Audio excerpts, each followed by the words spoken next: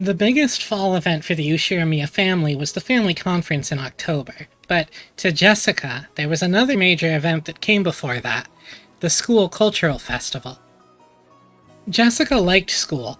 To her, it was a place where she could let out the stress she'd built up from the rigid lifestyle she was forced to lead at home. Jessica's like, school's great, that's where I go to get my bad grades. I love her. Oh my god, look at these posters! Look at Octopus-san. Look at Funny Cake Rabbit. Look at Cactus. It looks so good. For today's cultural festival, she'd formed a group with her friends and had announced that they'd perform some light music on a temporary stage. She had prepared and practiced for this over and over until today, always anxiously awaiting this day's arrival. But there was one thing that worried her. She looked at the clock. There was still a little time, but she felt uneasy. Would that person really come? After taking a single deep breath, her heart jumped when all her friends started suddenly speaking in shrill voices. No way! Hina's boyfriend is so awesome! Isn't he? Isn't he? Rin's boyfriend looks really smart. Is it true that guys... Is it true that guy's a glasses beast? What is... You know what? Translation team, thank you for not translating that. Thank you for just leaving it glasses beast and letting us hold that. No way, no way. My husband will be a pretty boy.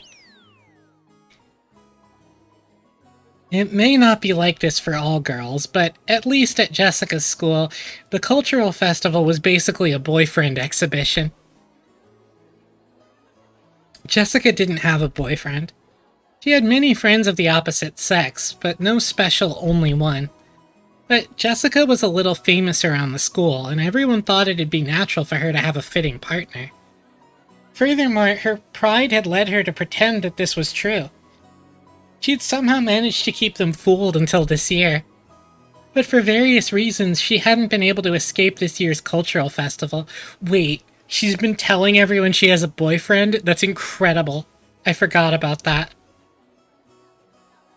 Jessie, is your boyfriend here? What? No. It looks like he's not here yet. Maybe he's busy with work.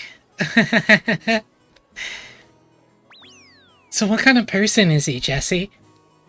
At least give us a hint. What kind of relationship? What kind of relationship? Awesome, so he's a working man? Will he come in a suit? Of course he'll be wearing glasses, right? Yeah. Hey. He actually doesn't exist, right?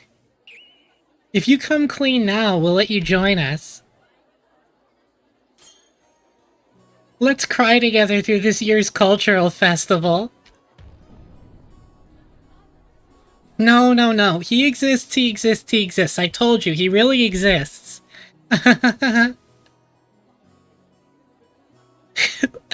Jessica, my boyfriend exists, in quotation marks. It's so true. Jessica's bitter smile was covered with cold sweat. It was starting to seem doubtful whether she had really deceived her sharp-witted friends.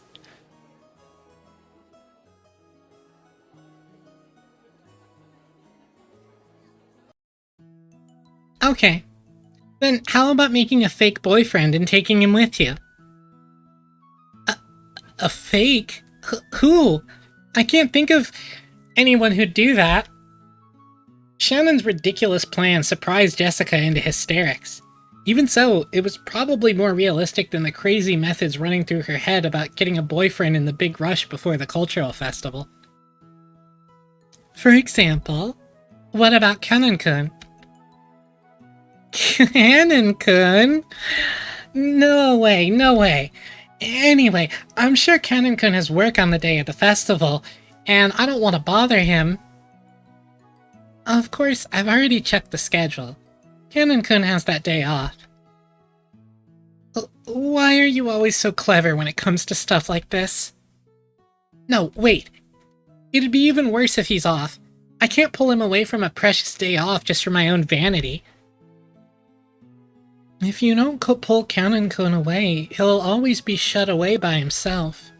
So I think it'd be perfect if you could drag him out of his shell. You think so? No, but I'd feel bad for him.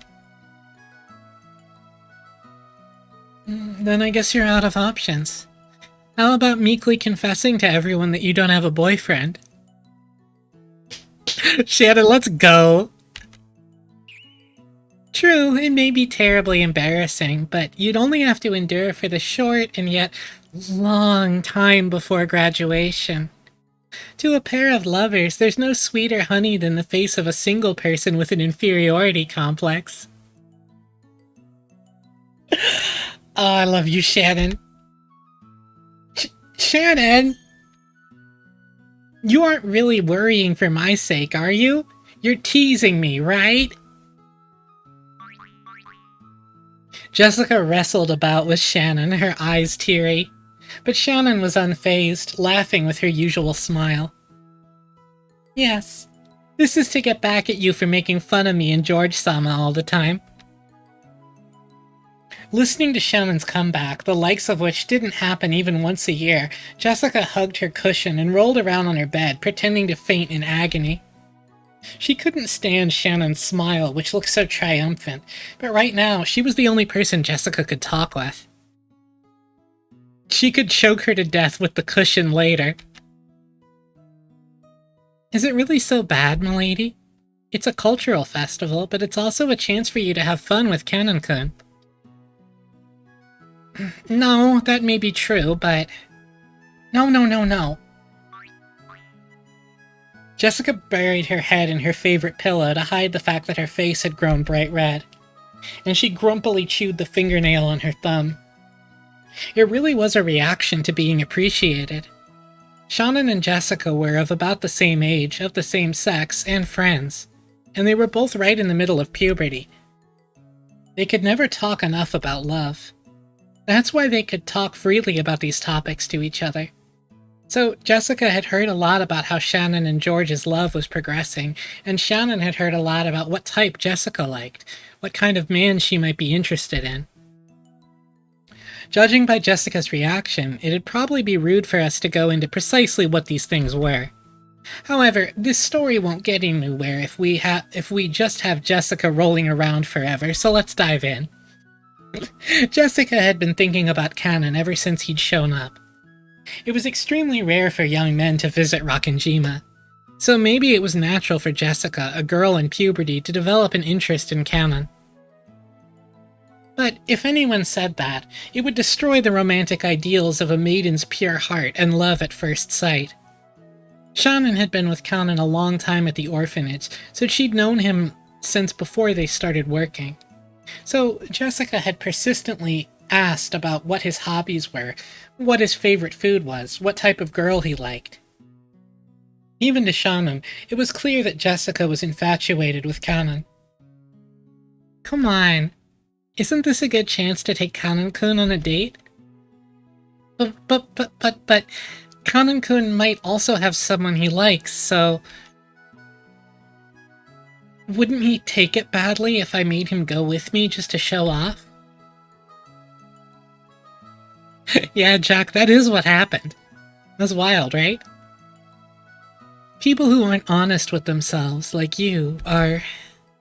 What was that word I learned from George-sama? That's right, I think it was tsundora. Apparently they'll be all the rage in a decade or so.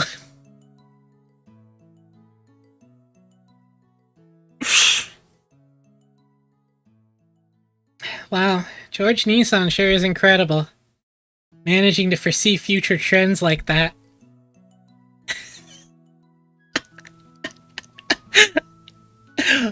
Yo, what up, Lily Crown?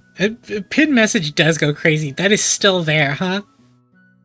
We didn't hit pin for 20 minutes, did we? We just hit pin forever. Awesome. No, wait. Are you saying I'm living in the wrong decade? I give up. That was the... that was the ricochet noise. It took several days of wasted efforts, but in the end, Jessica agreed to the plan of having Canon pretend to be her boyfriend. Yeah, that's Umineko's equivalent of the metal pipe sound effect. Ding dong ding. Yes, milady. Did you call me?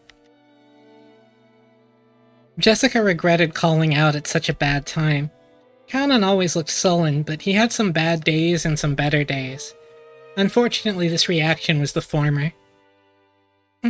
No, well...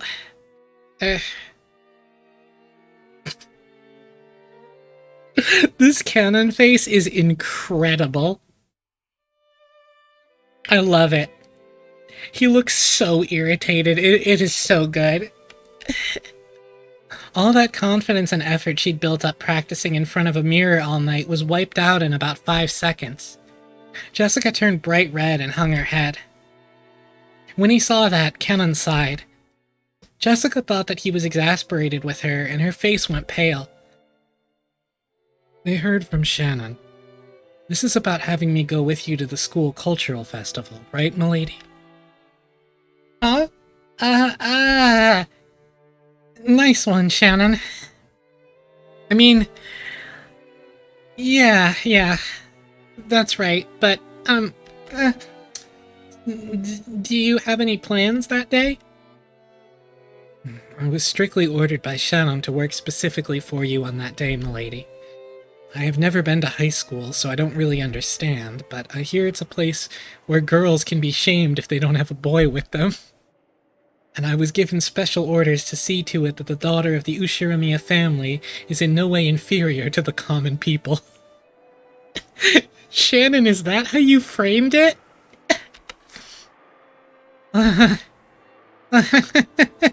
Shannon, I'll beat you to death later.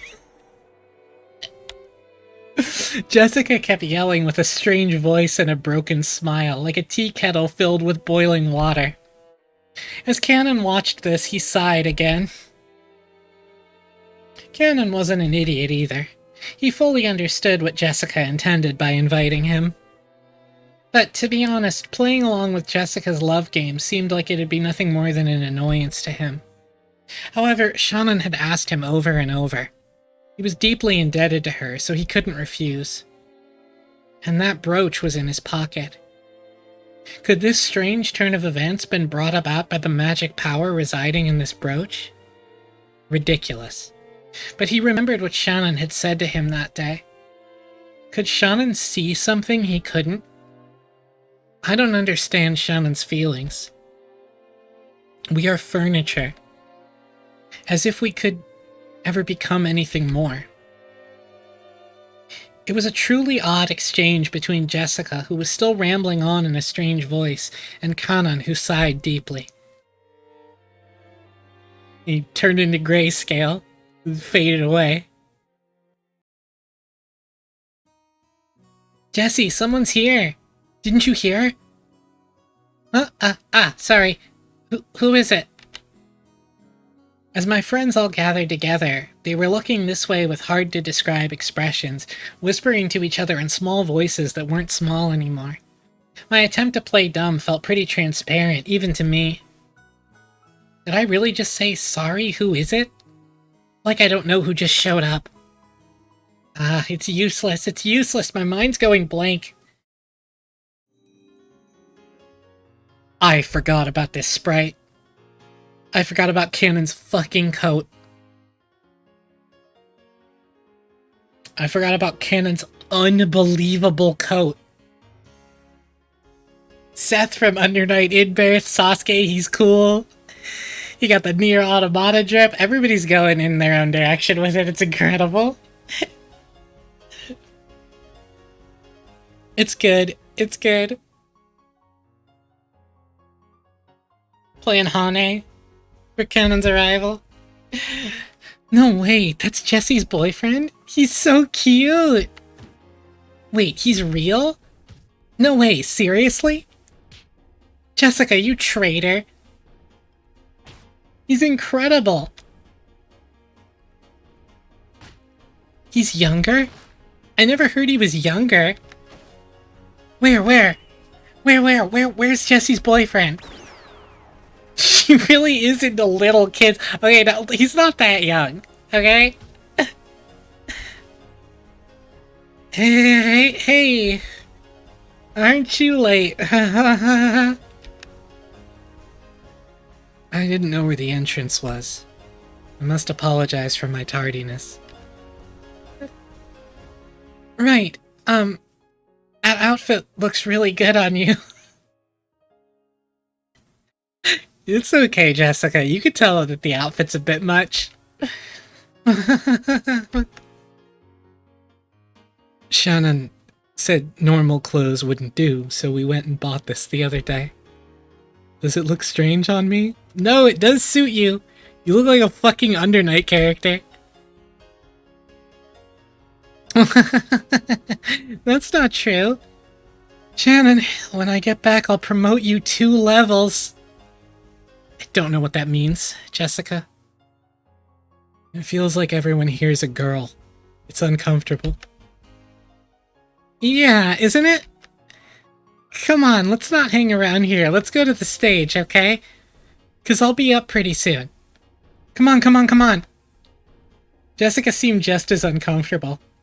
It looked like being bathed in everyone's interested gazes was hard on her. When he saw Jessica's appearance, Cannon thought he might have made things difficult for her by coming. I get the feeling I'm getting in the way. Am I being a burden? I told you, no way. Please tell me at any time if I start getting in the way. No way, he calls himself Boku. There's no way you'd get in the way, Cannon-kun. She calls her boyfriend Kun. What would you like me to do, milady? No way, she makes him call her milady like a butler. The OMG. No, you can't call me milady today. Is that so? As you wish, Jessica-sama?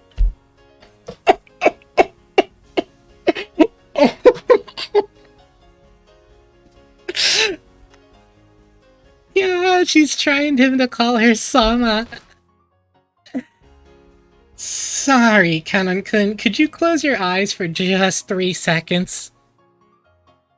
Yeah, it's a kiss. It's a kiss, she's gonna kiss him. As you wish.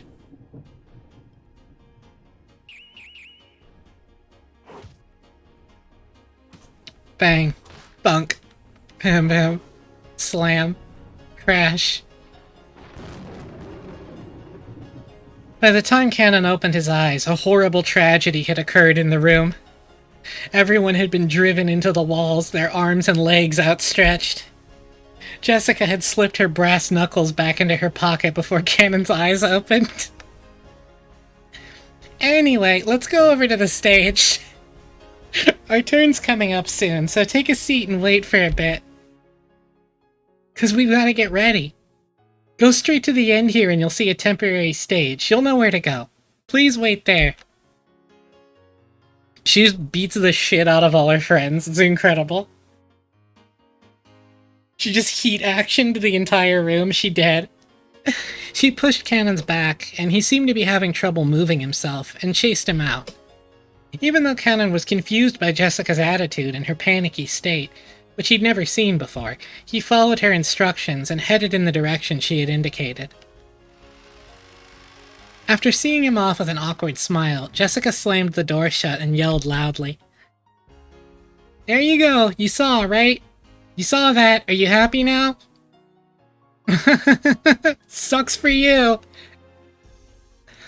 Ugh, I lost the bet. I was sure Jessie didn't have a boyfriend. Are you sure that was her boyfriend? I bet she's just abusing one of her servants, right? Jessie's boyfriend's incredible. Shut up! Come on, let's get ready. When Jessica took the brass knuckles out of her pocket again, everyone energetically returned to their tasks. Yeah. She does not indeed have a boyfriend, it's true. Conan went down the corridor Jessica had showed him and ran into a temporary stage set up where the vending machines should have been. It was probably being rented by the hour by some group or club. The ones singing were student groups, but the crowd was still incredibly excited. Disliking that clatter, he leaned against a wall in the darkness by himself. He really did that. So this is what they call high school. It sure is noisy. Damn, he really said, so this is the high school they spoke of. That's what Cannon thought. Then he remembered Jessica just now, acting in a way that he'd never seen before. Honestly, she was in such high spirits that alcohol might have been involved. To him, remaining composed and intellectual at all times was the highest virtue. In that sense, it was very hard for Cannon to get used to the atmosphere of a school cultural festival. He had a responsibility to report everything he saw and heard to the master. So he also had to report about how Jessica had acted without restraint earlier. High school is not required in Japan. Unless I'm so incredibly wrong about that. But I believe that high school is not required schooling. At the very least, it was not fitting for the daughter of the Ushiramiya head family. The master, Kraus-sama, and especially Natsui-sama, will probably be angry. If I am to report it in a way that protects Milady, should I blame it on inappropriate school friends? What was all that? So stupid. Kanan thought back on how Jessica had acted earlier and sighed again. He could understand Natsui's headache a little now. Come to think of it, Natsui-sama, as the president of the PTA, was supposed to go to an informal gathering after attending the ceremony in the gymnasium. I'm sorry, Natsui's the president of the PTA? I forgot that so hard. She said she wouldn't be able to see Milady's performance, didn't she? That's probably for the best. Crowds certainly are unpleasant. What in the world is going on? Several female students kept glancing at me. It seems they're all whispering the same things Milady's school friends said, and it's truly unpleasant. Come to think of it, didn't Shannon warn me? If you walk alone at something like a school festival, you'd better watch out, because lots of strange people will come and talk to you. Excuse me, are you by yourself? Just as expected, a group of girls I'd never met started talking to me. Their stares started to make my back tingle. Didn't she tell me some magic words that could chase them off in times like this? Sorry. I'm with someone. Love you, Cannon. Oh, really? I'm sorry. Oh, it worked. Instant reaction. Well, that got rid of them, but it hasn't really changed the number of people staring at me. Because you dress like an uni character. No, it's that kid. That's Jesse's boyfriend?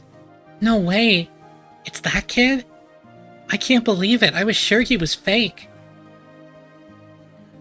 Isn't he cute? So he's younger? Lucky Jesse.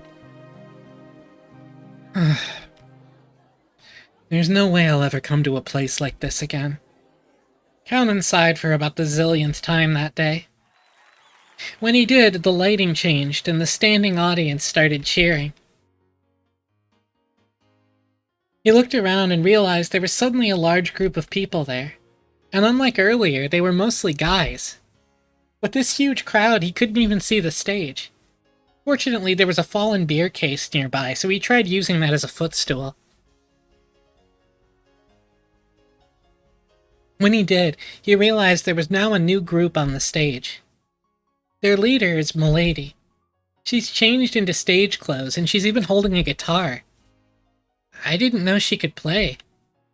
Then again, maybe she can play. I've seen her practicing air guitar before. Natsui-sama wouldn't approve of any hobbies outside of study. Maybe she was always practicing in secret. Come to think of it, she's been returning really late from school recently, hasn't she? Maybe she's been practicing at school, far away from Natsui-sama's prying eyes.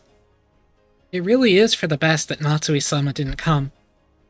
If Milady were to get scolded by Natsui-sama after putting so many hours of practice in, she'd probably be dejected.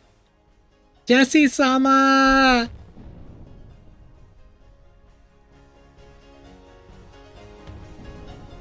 Everyone, thanks for gathering here today.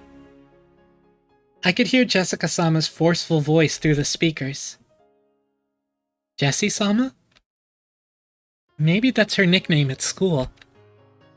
The students in the audience kept calling out that name. I'm a little offended by that crude name. It's inappropriate for Milady. Jessica-sama was in high spirits as they kept shouting Jessie-sama. Everyone here was probably a fan. Her mic performance picked up on that and electrified them even more. It was almost like a music program on TV. At first, he'd thought this was all silly, but that feeling had changed into appreciation. God, the way the narrator POV shifts so much is like the mix-up to read out loud. It was incredible in its own way. Kanon never listened to music of his own free will, but he'd often heard the kind of music the Ushiramiya family liked.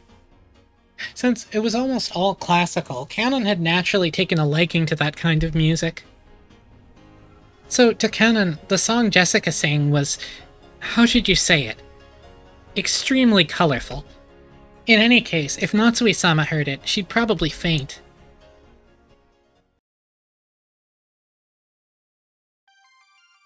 Yeah! Yeah!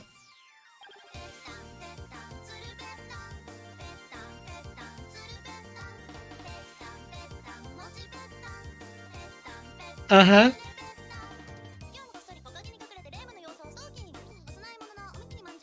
So now Tsurupetan just plays. So, I have this CG here because... Tsurupetan, petan, petan, murupetan.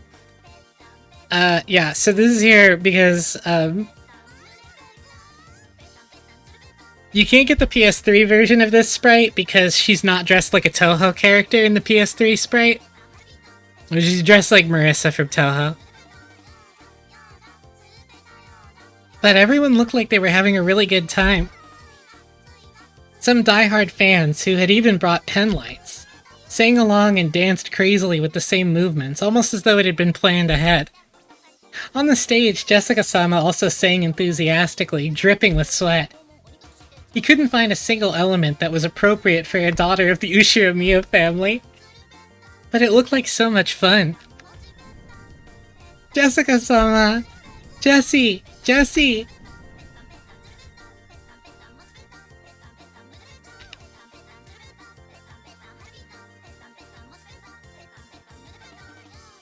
The words to Tsurupetan are this.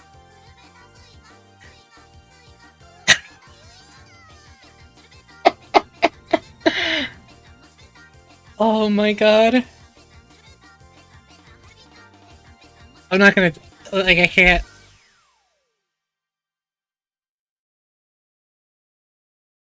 It's so good. Yeah, no, it's shocking. It's a shocking one. They just do it. They just play it. I must not go along with it, but... Did any of that really just... Oh, that happened. That was real. I must not go along with it, but... At any rate, Milady is full of life and looks like she's having a great time. As I watched Milady enjoying herself, I thought... Could this be Ushiramiya Jessica's true nature?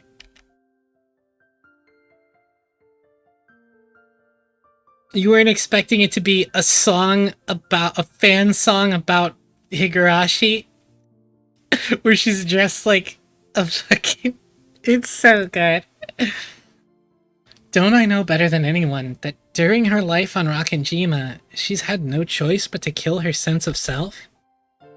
So the time she spends, not as Milady, successor to the Ushiramiya family, but as a single girl called Jessica, living life to the fullest, must be very important to her. Surupetan always plays, but the mod changes it to be that original sprite because she's different in the PS3 version. Like, I don't know that they could get the rights for her to be Marissa from Toho. I've worked close to Milady, seeing her in all seasons, and I thought I knew everything about her. But that was all limited to one side of her, the Milady of Rockinjima. We are furniture. We serve on Rockinjima and our lives and end our lives on Rockinjima. So I've come to think of Rockinjima itself as our whole world.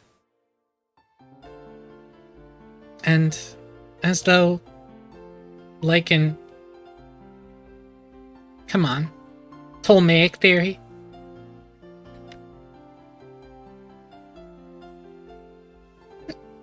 As though, like in Ptolemaic theory, the ocean spilled off the end of the world into an abyss. But when I look at Milady like this, I can see how horribly narrow that outlook is. I still can't go along with the excitement of the crowd, but I feel like I can see something that cannot be seen on Rockinjima. I'm not sure if this is the unseeable thing Shannon was talking about, but the ocean still doesn't look blue to me. He's just like, yeah, that was pretty cool. The ocean's still gray, though. I don't really know what...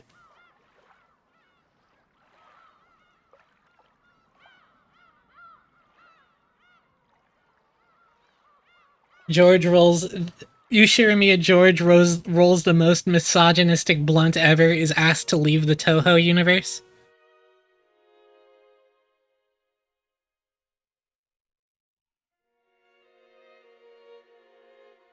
No, I mean, nothing about what...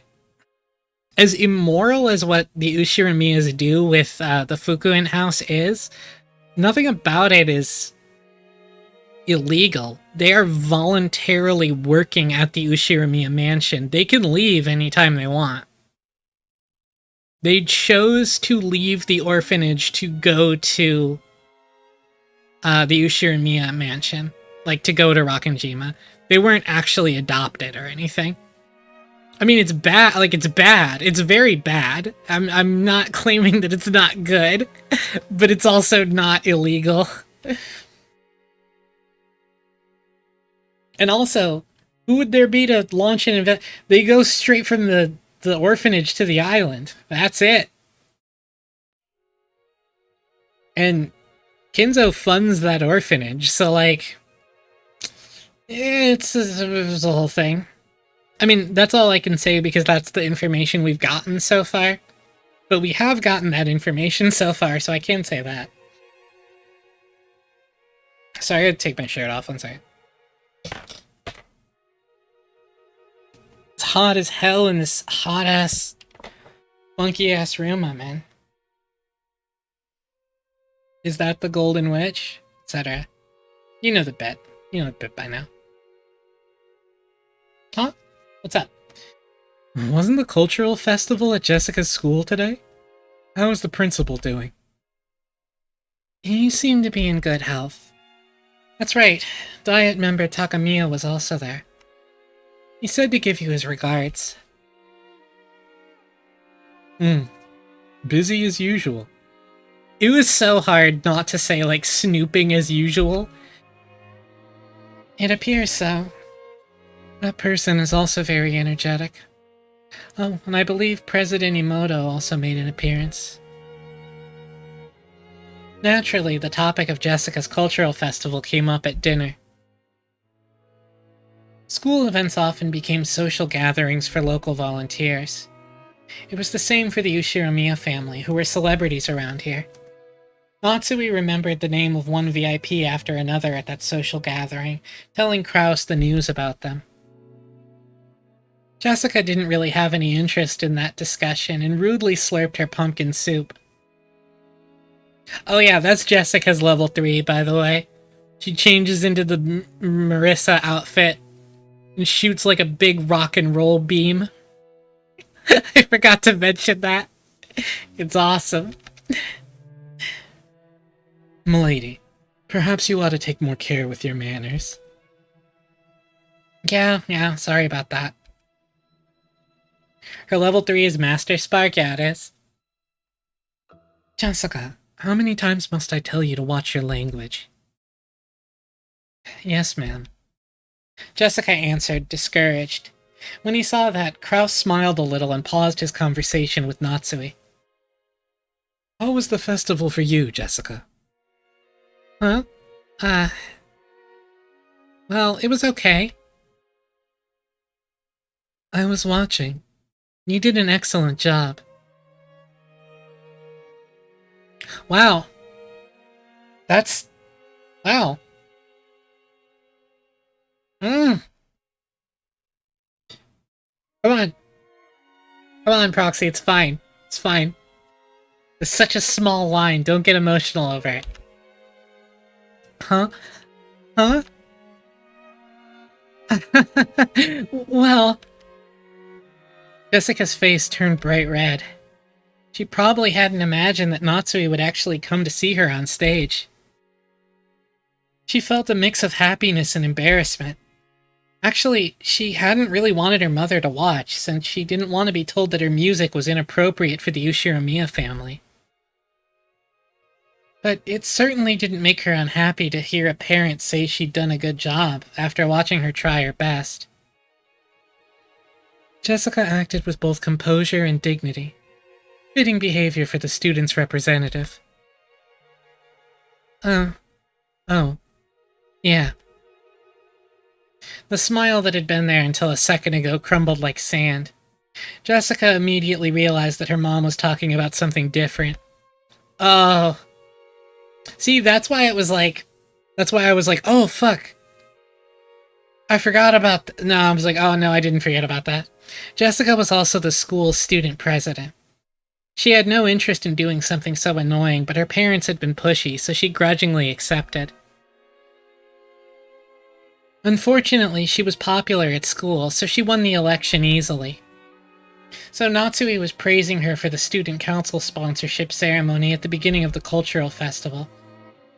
Actually, she had just carried that out half-heartedly. After that, she immediately met up with her friends and held a stage rehearsal for the rest of the time. That experience of standing above people and bearing responsibility will surely prove useful in the future. I'm sure it will help Jessica mature as a member of the Ushiramiya family. But you rushed a little while giving the greeting. You get a pass on content, but the fast pace of your speech lessened the impact. It might help if you developed a habit of pausing every once in a while. Yeah.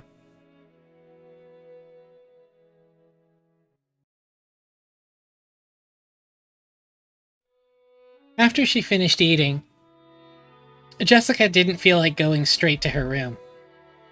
Her room was basically the place her parents had ordered her to be. So perhaps for Jessica, instead of returning to her own room, being in an unknown location like this large mansion was an meager form of resistance.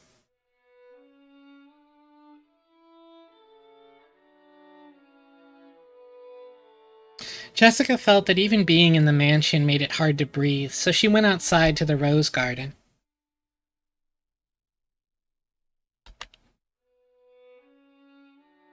Well, even if she did show up, I'm sure she would have said something about how it wasn't appropriate for a successor of the Ushiramiya family.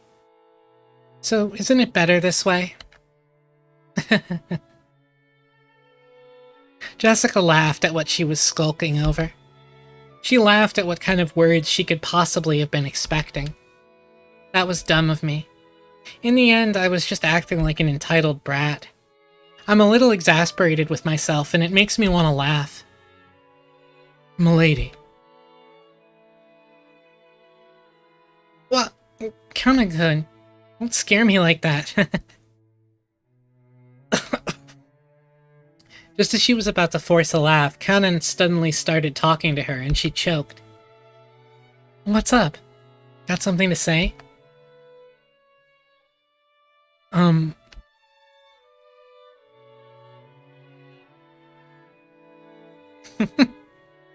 So true. That's kind of what happens, yes? Yes?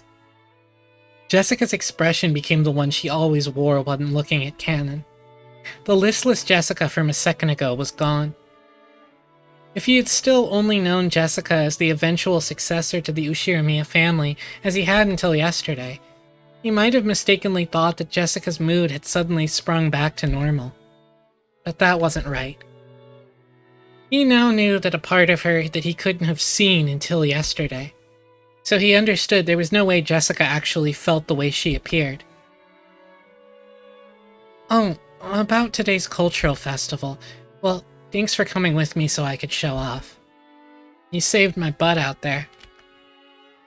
That song. You were really good. What? Really? You're embarrassing me. Even though she had heard the words she most wanted to hear, Jessica acted shyly and couldn't accept them openly. I cannot sing, and I don't know how to play any instruments other than the harmonica and the recorder, which I learned in elementary school. So I simply assumed you were the same, milady. At the time, Kanan had never felt as though he'd been looking down on Jessica in this way. But all the people he'd seen playing special instruments were on the other side of the brawn tubes in the TV. At the very least, he'd been under the impression that it'd be impossible for Jessica. I am furniture, so I didn't believe there was any need to sing or play instruments. But I'm not sure anymore.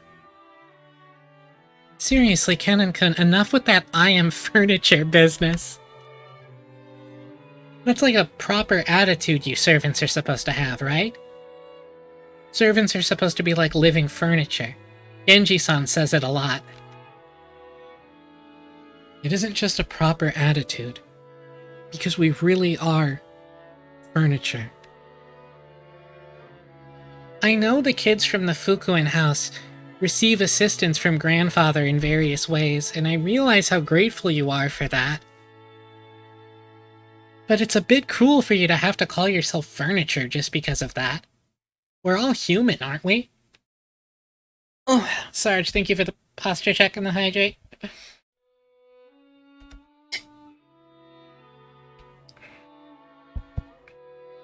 Kanan-kun, when you saw me singing, what did you think? It looked like you were having a lot of fun. I don't think that's true. Huh? You didn't just think it looked fun. You were envious, weren't you? That's not... Kanan probably hadn't noticed that emotion himself. Most likely, Kanan saw something he'd never seen before, learned about it for the first time, and felt envious.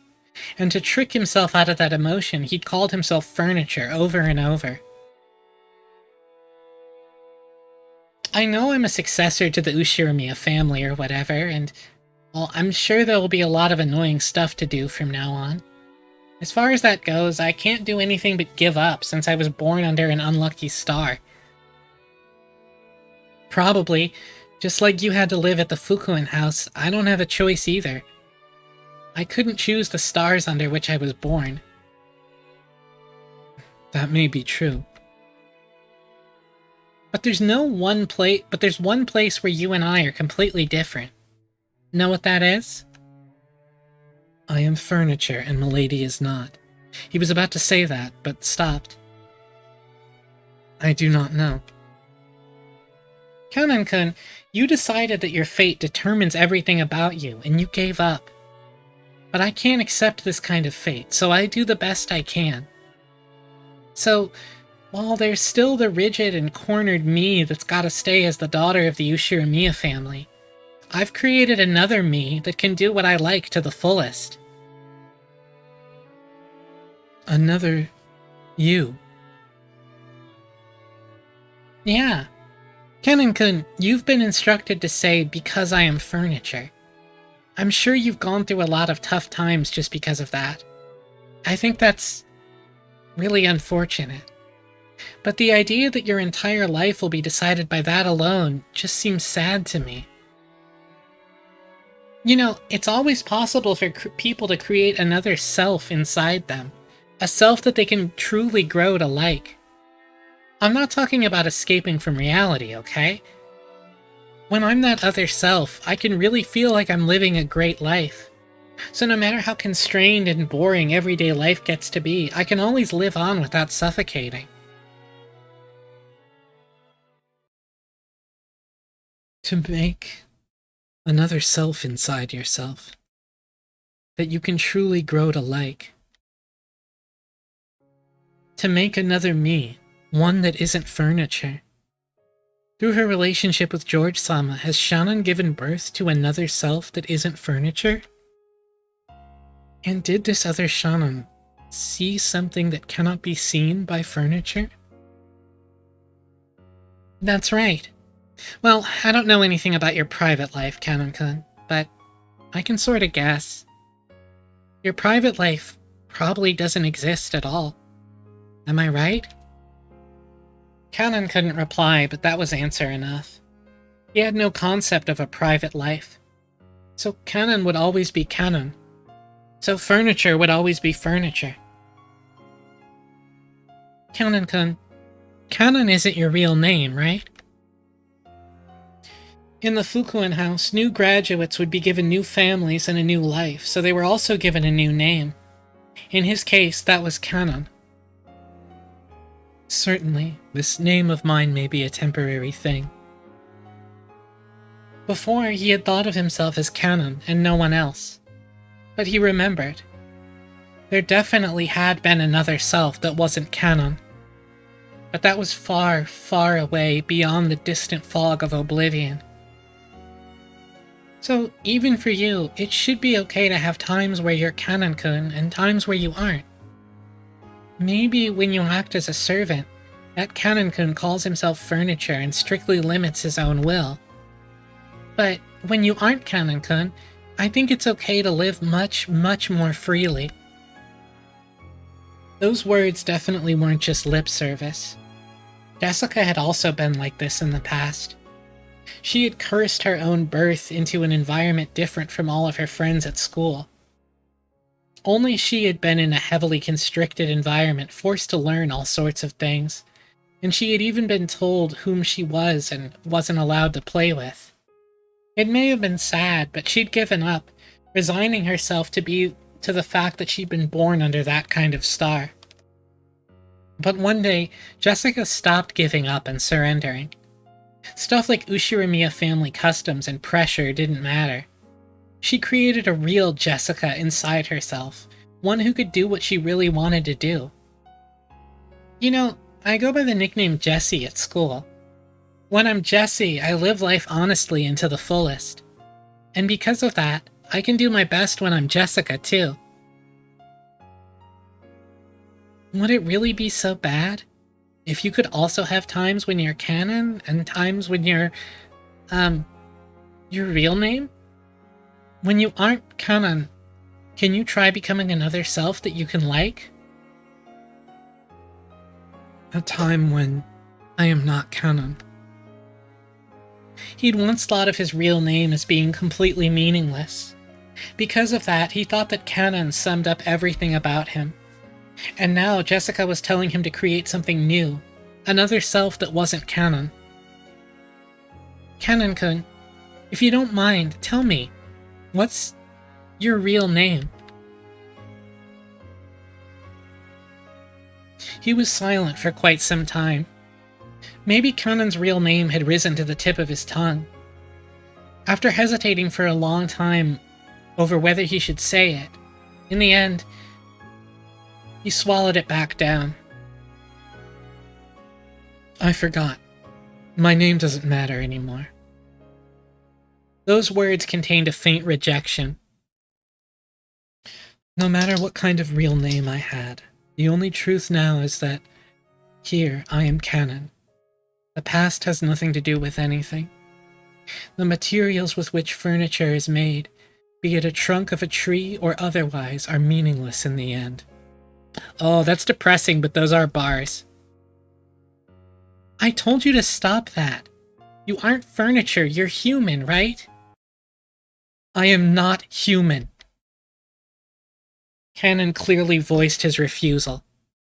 It was with a rage that he normally didn't show. Jessica couldn't say anything back and was struck silent. You are human, milady, so you are free to live any way you please, and any kind of future is possible for you. It's almost like you have wings and can dance through the sky like a bird. But I am not like that. Even if I looked like a bird, I'd be nothing more than a domestic duck. Even though they have wings, they cannot fly. To speak to me of that dream in the sky, despite that, it's just too cruel. Furniture and ducks. What the hell is all this? No. Jessica had unconsciously gone along with Cannon's forceful manner of speaking, but she realized that she shouldn't fire back and swallowed her words. I don't know anything about you. I don't even know your upbringing, and I don't know the hardships you've been through. So I can't even imagine why you started calling yourself furniture. But know this. You aren't furniture or a duck. You're a real human. If you want to say Cannon-kun's furniture when he's working as a servant, that's fine. But in that case, don't you think you can create a self for when you aren't furniture? For when you're human? Only a human like Milady can embrace that possibility. I am not like that. I have no future, no possibilities, no dream that I am allowed to see. So, Milady, please don't say any more cruel things. Why? Why do you say stuff like that? Because it seems you mistakenly think I'm a human, the same as you, milady. We are different sorts of beings. I just wanted to make that clear. I heard from Shannon. Something about milady liking me. Huh? What? No. I look almost identical to a human, so, like Shannon, I could probably delude myself into thinking I'm human and pretend to love for a time. But then I would surely be fooling myself. No, I would be fooling you too, milady. Shannon and George-sama will definitely fall apart. Even though Shannon herself probably realizes that day will come, she's taking part in such a stupid... There's nothing stupid about it. Sure, George Nissan's a wonderful person, and he's got to match up to his parents' expectations. I'm sure when it comes to marriage, Aunt Ava will interfere in various ways, and I'm sure their future prospects look like they'll be full of trouble, okay? But you know what? George Nissan isn't the kind of guy who will surrender to that shit. Shannon's no Juliet, and he'll definitely bring her happiness. People cannot engage in romance with furniture. What I'm trying to say is that even if you can love furniture, I cannot love you, milady. Those words of Cannon's crushed all of Jessica's bittersweet feelings from that day. There is no way her emotions could have predicted that she'd be refused so bluntly. In an instant, she lost the willpower that had led her to try and unravel something stubborn in Cannon's heart. And before she knew it, she was just standing there in shock. Milady, if your feelings for me were due to my conceit, then I must ask that you forgive me. No. Well, I won't deny that. Thank you very much. Huh? Thank you very much for thinking of me as a human.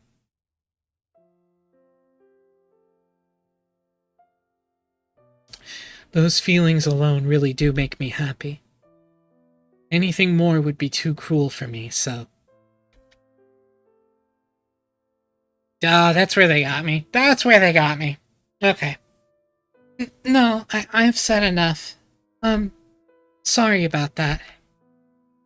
Jessica recklessly scratched at her head and spoke, trying to force her voice to sound bright. I just kinda ran on ahead by myself and was a burden on you. I'm really sorry. I'm sorry for causing so much trouble on your precious day off. No, I was also happy that I could see you having fun. Then, let's call it a night. If I don't go back to my room and turn off the lights, Mom will get mad at me again. That's probably for the best. I wish you a good night, milady. Yeah. Good night.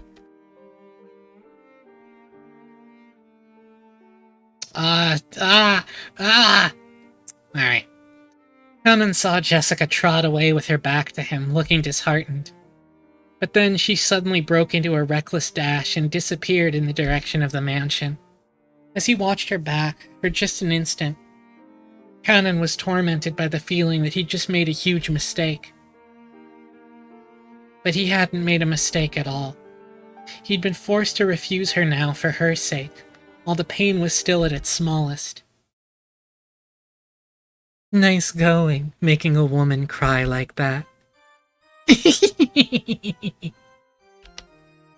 I didn't expect you to refuse her that strongly.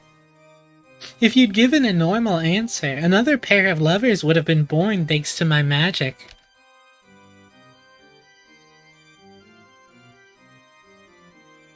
How long have you been there? What a horrible person. When he turned around, the witch was suddenly there. It looked like she'd been there the whole time, watching the two of them as though enjoying a play. I shall forgive you for your insults just this once, in deference to that amusing little show. Even after 1,000 years, no more interesting show exists than the complications between boys and girls. To me, it's a pleasure that's better and more addictive than opium.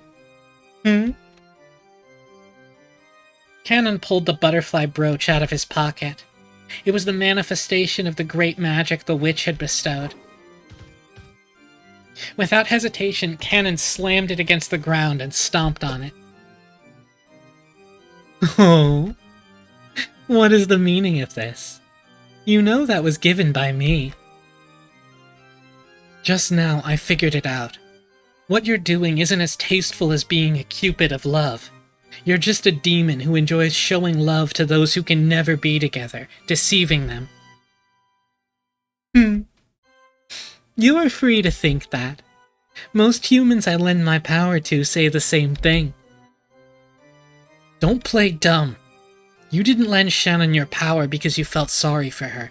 You found a weak point in Shannon's heart as her chest burned with love, and you made her break the mirror that sealed you. What's more, you guessed how this would all end, and now you're toying with her. Am I wrong?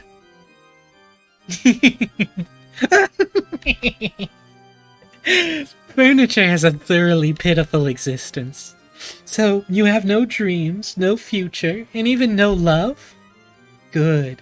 Good! There is nothing better than knowing your place.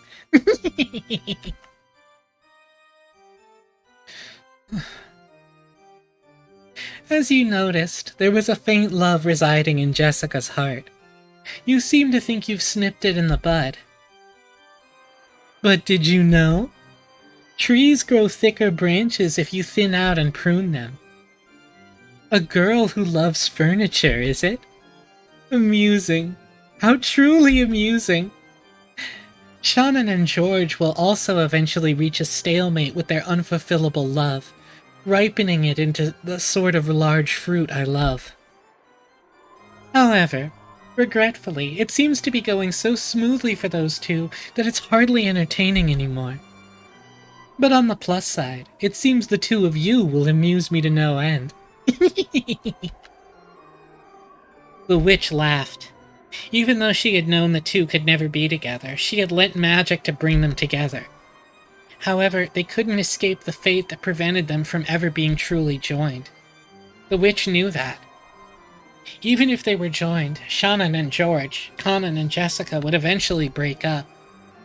They would wander through an endless desert in this hell of love, tormented by an eternal thirst. What? Did you think I'd lend you my power and ask for nothing in exchange? I'll gladly assist a pair in love. And in exchange, I'll enjoy watching the cruel fate they'll eventually meet. I have never come across a better show, not over the course of 1,000 years. Just look at Kinzo. See how he ended up. An old, pitiful man who learned the taste of love before being thrown out of paradise. Look at how he lives, like a dead man that cannot fully die. You truly are a witch. Disappear. Get out of my sight, demon. Well, I would disappear even without your prompting. My power still hasn't returned. It is still tiring to continue showing myself. I overdid it when I gave you lovers my power. As I am now, it will not be easy to maintain that power without that brooch as a catalyst. Conan ground his foot even more into the stomped brooch. He felt it break under his foot. Then it evaporated like water, and changed into butterflies that sparkled gold, fluttering out from beneath Conan's foot. Maintaining this form is quite painful for me as well. I will hide myself for a time, just as you desire. My magical power will rise as surely as the moon and the tides. And eventually, a fitting time will come for my revival. I know not in the slightest whether that will be tomorrow, next year, or even 100 or 1,000 years in the future. But as long as there are those who entertain me, I will surely gain power and revive. I will disappear for a short while, until that time comes. The bruise on the palm of your hand is already gone, so if you wish, tomorrow morning you can let my existence vanish like an illusion or a dream. After all, nothing saddens me more than being forgotten. However, I will surely be revived. Be on your guard, so that you will not regret that day's coming when it arrives. I will surely have my second coming, and rule over everything as this island's true master. That is the time when the door to the Golden Land will be opened again. The greedy dead will surely wake me. You talk too much. Disappear now, Golden Witch. She's like, okay. The witch became a cloud of gold butterflies and scattered away, leaving behind a scornful laugh. The whole area sparkled like a gold blizzard in a snow globe. It was a fleeting, fantastical scene that disappeared in a heartbeat. A gay cackle that pisses you off. So true. The witch could no longer be seen. However, Conan felt like he could still hear that shrill, unpleasant laugh. Gay, gay, homosexual, gay. Ah, how amusing. How truly amusing. Why is the human world still so amusing after all the years I've been away? Go mad with love. Go mad with gold. Those who don't go mad from one of the two are not human. I see. So that's why the word furniture is so fitting. Furniture is created to serve humans. And I cruelly treat humans as playthings to sate my 1,000 years of boredom. What a truly amusing three-way deadlock, that I cannot control furniture. Kinzo, you fool. What a truly entertaining scheme you've worked out. Furniture, you fools. Just you try and see if you can fell me. Tonight, 2 seeds of love have been sown. Including the one already sown, that makes 3.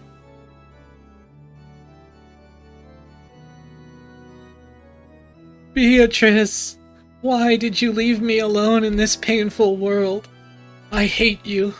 I will hate you for all eternity for not even trying to answer despite being yearned for so. Master, drinking anymore will be damaging to your health. Dr. Nanjo warned you as well, did he not? Be silent, Genji. You do not understand. You do not understand my grief and sadness. And I believed at least you, my oldest friend, would understand my pain. Why can you not understand? Oh, Beatrice! Why did you leave me all alone? Genji's like, oh my god, okay. Doing this again? Every night, huh? What the hell do you mean, furniture? I don't get it. Oh, poor Jessica-sama. Even though the cries I hear coming from your room tell me of the situation, there is nothing I can do. This is all a tragedy due to a pair who are too young getting too close when the positions of their birth are too distant. This is very Shakespearean. I can do nothing but understand Milady's feelings, hide my footsteps, and quietly walk away.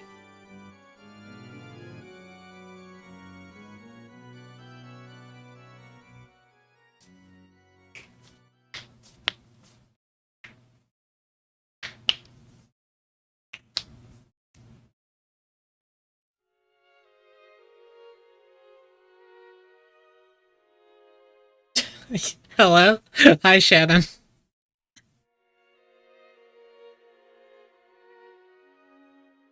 Okay, there's a bit more in this chapter, so we're gonna... Oh, we heard Scorpion entrails for the first time. When Beatrice was doing her Go Mad with Gold, Go Mad with Love speech, that song was Scorpion entrails. It's a good song. What do you mean by that, George-san? I mean what I said. I still haven't built up my castle.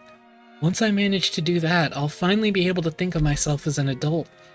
When that happens, I want to marry you. Oh my god, George is so capitalism-brained. He's like, I need to build up my metaphorical castle first. That's,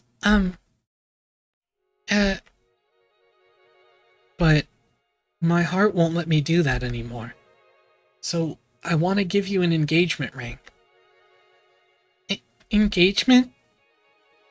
You say? But, I am furniture. Oh, right, that. Well then, furniture has to listen to what people say, right? Right now, I'm having a ring made that'll be fitting for you.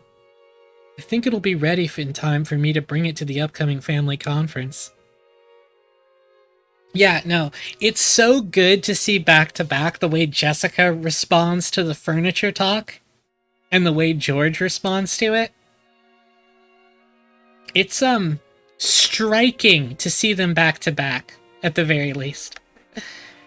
I'll give it to you then, so please, I want you to let me hear your answer.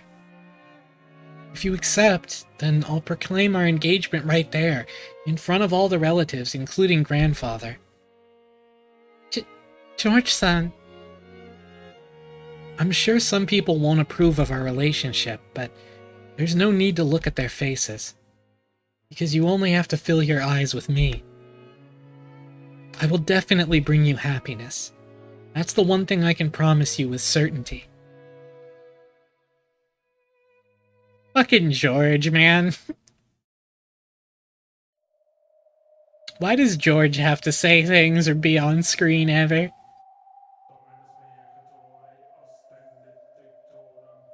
Oh. Anyway, time to cue Life's End. I just can't wait to see how it will ripen. The gold butterflies do not swoop upon the juice of overripe and rotting fruit. I cannot wait for the day of harvest to come. Is the time of the banquet here yet?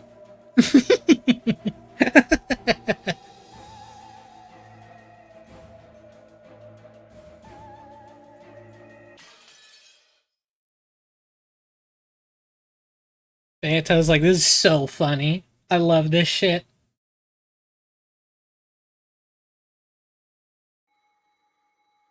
The first day, October 4th, 1986. Welcome to Rockinjima, baby.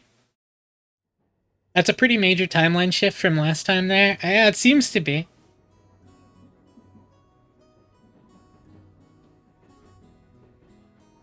Well, I don't know. Who's to say if this was different in the first book?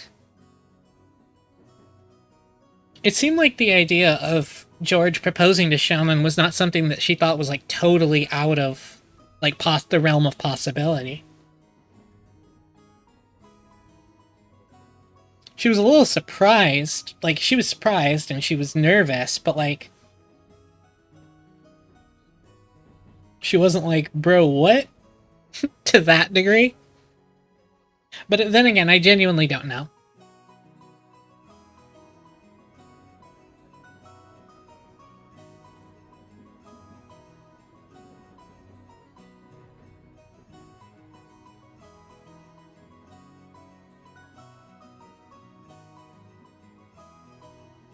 Huh, okay. No, they were definitely formally dating in book one. They were dating in book one. It's like, it's not super clear unless you, because George is like, they're both extremely cagey about it, but they are dating in book one. I'll only say that because it's like, yeah, like George says that, but then Shannon's like, no, that's not true.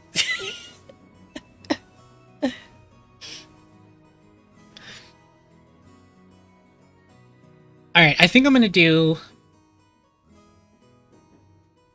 Do I do one more chapter? Because on one hand, I'm like, it's only 1 p.m. for me. I mean, 1 a.m. Goodness. But on the other hand, I'm like, I have been going for 5 hours. Oh god, I don't want to open on this scene next time, though. This scene is a bummer. Okay, we have to at least go past this scene, because I cannot start a stream on this scene. I will not want to start the stream.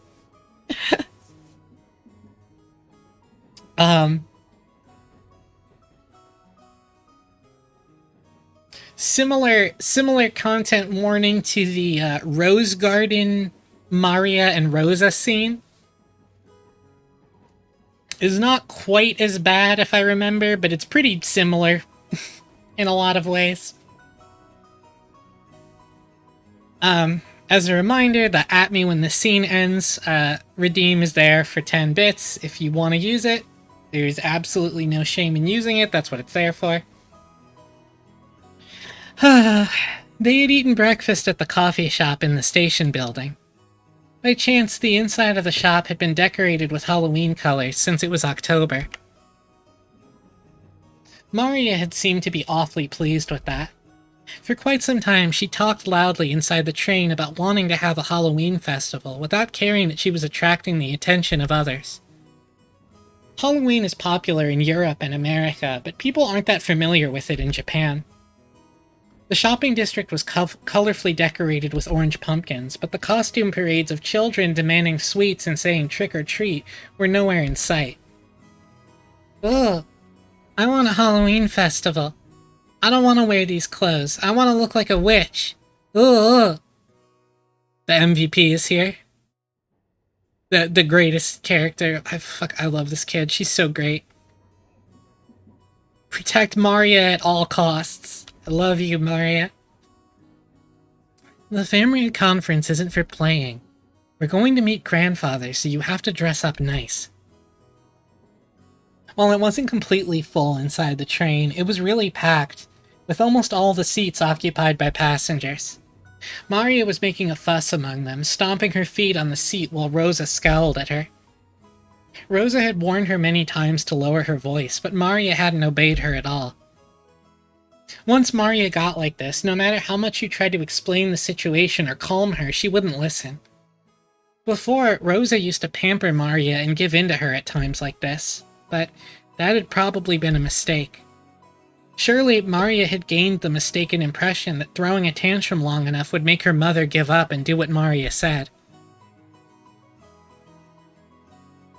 Rosa had realized that error with the help of an educational book, and since then, she'd hardened the part of her heart that wanted to pamper her beloved daughter. Her mutual understanding with Maria began to grow weaker and weaker, and she began to get discouraged by her own powerlessness more and more often. Halloween! Halloween! If you don't give me sweets, I'll play a prank. Ooh! I don't have any sweets to give you. We just ate breakfast. If you don't give me sweets, I'll play a prank. If you don't give me sweets, I'll play a prank. Ooh! A stout old woman who was sitting nearby as Maria stomped her feet picked a candy out of her handbag and held it out to Maria. Ooh, I got a sweet. I got a sweet. Look, Mama. Mama. Happy Halloween. This is in English. The brackets denote English. Hey, Maria, you can't just accept sweets from strangers, right? Give it back. Oh, don't worry about it. She's such a spirited young lady. How old is she? Damn, Rosa yells and cuts off doorway to Summer. It's rough. Maybe there was no malice in the old woman's words. However, Rosa seemed to find that remark extremely humiliating. Maria, haven't I told you not to accept sweets from strangers? Ooh. She gave it to me. Ooh. No, it's mine. Let go of it. How many times do I have to tell you to do what Mama says? It's mine. Mine. Oh, there we go. Don't I always tell you not to say ooh? Several oohs. Rosa reflexively hit Maria violently on her cheek. In a flash, Maria started crying loudly. Rosa immediately took the candy from Maria's hand and pushed it back towards the dumbfounded old woman sitting next to them. Yeah, nice one, Rosa. Please, do not just give sweets to my daughter. Damn, that Rosa sprite is terrifying. That's a new one.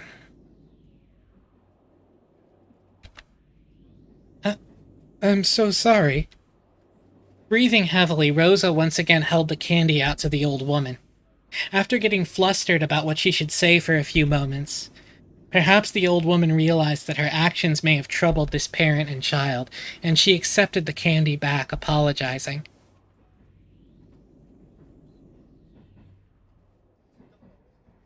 Rosa just shifting back into that other sprite? That's wild. After that, Rosa finally took notice of her surroundings. Her daughter's clothes were all messed up. She was crying and shouting with her nose dripping, and there were many dumbfounded passengers watching them. Except for the sound of the train running, the interior was completely silent. Fortunately, that pitiful silence didn't last more than a short while. However, it was followed by an even more painful atmosphere as everyone began to whisper. Maria shouted, cried, kicked, and stomped her feet as usual, paying no heed to the people sitting around her. Impulsively, Rosa tried to slap her again, but she noticed the cold eyes of the people on the train, and couldn't. When the train stopped, Rosa forcibly pulled Maria's arm and got off, almost dragging her daughter along. Maria didn't stop crying. Rosa took her to the end of the platform and hit her cheek again. The moment she was hit, Maria stopped crying for an instant, but before long she shouted and cried even more than before. Overwhelmed with emotion, Rosa grabbed the nape of Maria's neck and dragged her, tugging at her hair. Ooh, ooh. Mama, it hurts. Ooh. Didn't I tell you to shut up? That ooh of yours. I told you to stop. That's the reason you can't make friends in class, right? Get a hold of yourself. Why are you still a kindergartner inside your head? Why can't you do what Mama says? Why? Why? With those severe words, Rosa hit Maria's cheek over and over again. The more Maria cried and shouted, the more Rosa hit her. And the more Rosa was hit, the more intensely she cried and shouted. Mama, it hurts. Mama, save me. Mama, save me. Why can't you stop saying ooh, ooh? This is exactly why you can't make friends. This is why Papa's business trip never ends. This is why excuse me, ma'am, is everything alright? Do you want something? The one who timidly called to her was the station attendant. Rosa glared at the attendant with a look that said, "Don't butt into the problems of a mother and child, stranger." Of course, the attendant surely hadn't wanted to get involved either. However, Rosa had been yelling on the platform for a much longer time than she had imagined. Her emotional scolding had led the passengers on the platform to advise the attendant to call out to her. Rosa yelled at the attendant, saying not to worry anymore since they'd be getting on the next train. And then, finally, or rather for the second time, Hello, Velvet. Thank you for the 13 months. So true, actually. She noticed the passengers on the platform staring at her from a distance. Oh, thank you, Lumpy. I hope the rest of your stream was good. Rosa sweat slightly and felt a breeze making her sweat go cold, tormenting her. Maria still kept on crying, shielding her own head. Of course, if this beating continued, she'd probably keep crying indefinitely.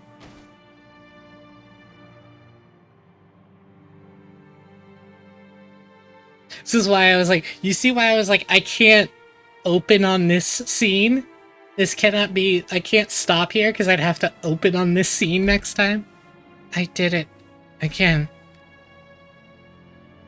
As the terrible heat in Rosa's head faded, she knew she had surrendered her soul to evil again.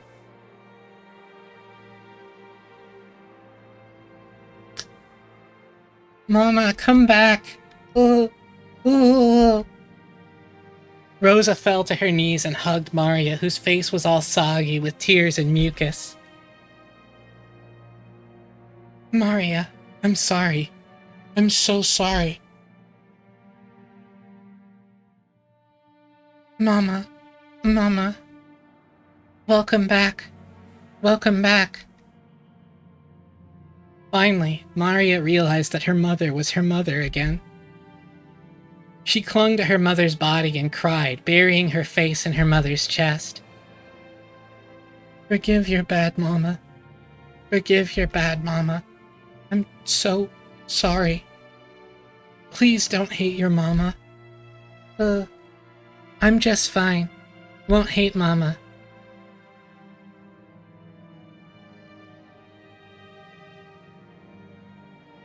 Mama was only being possessed by the bad witch again.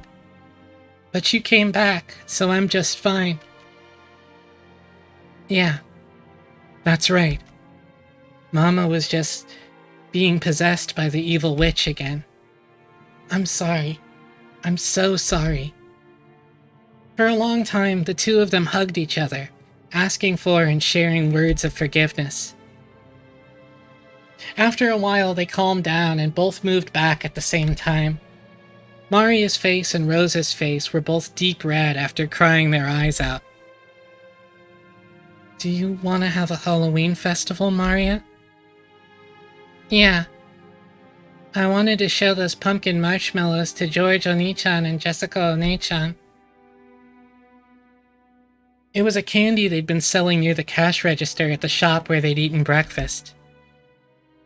A fancy sweet that had a big orange marshmallow in the shape of a jack-o'-lantern attached to the tip of a stick.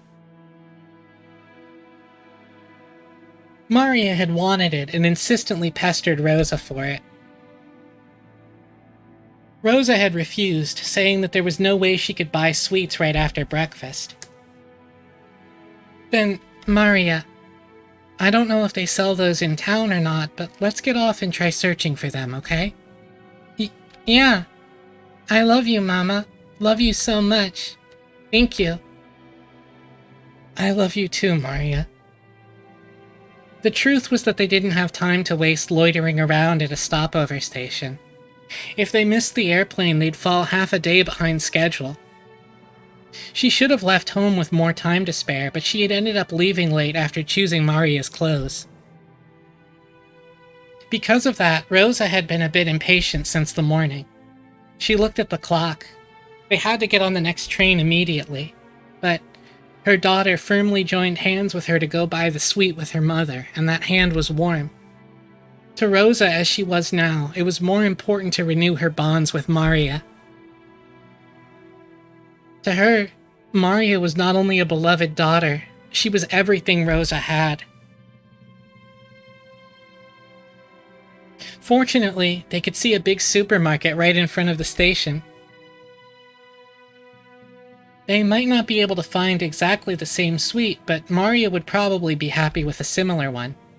Besides, Rosa couldn't show up with a face swelled from crying. She must fix her makeup. Maybe we won't find a marshmallow exactly like that one, but hopefully we can find something like it. Let's buy some and surprise all your cousins together. Yeah. As long as we buy it together, any sweet is fine. They exited through the turnstiles of the station in this unknown town. Maria walked across the pedestrian crossing together with her mother, chuckling to herself as though she was walking in an amusement park. Both faces were still deep red, but the two of them, mother and child, smiled warmly at each other without any restraint. Yeah, the Maria Rosa stuff is brutal. It is like the stuff in Umineko that like I have the hardest time getting through without crying, because it's just so...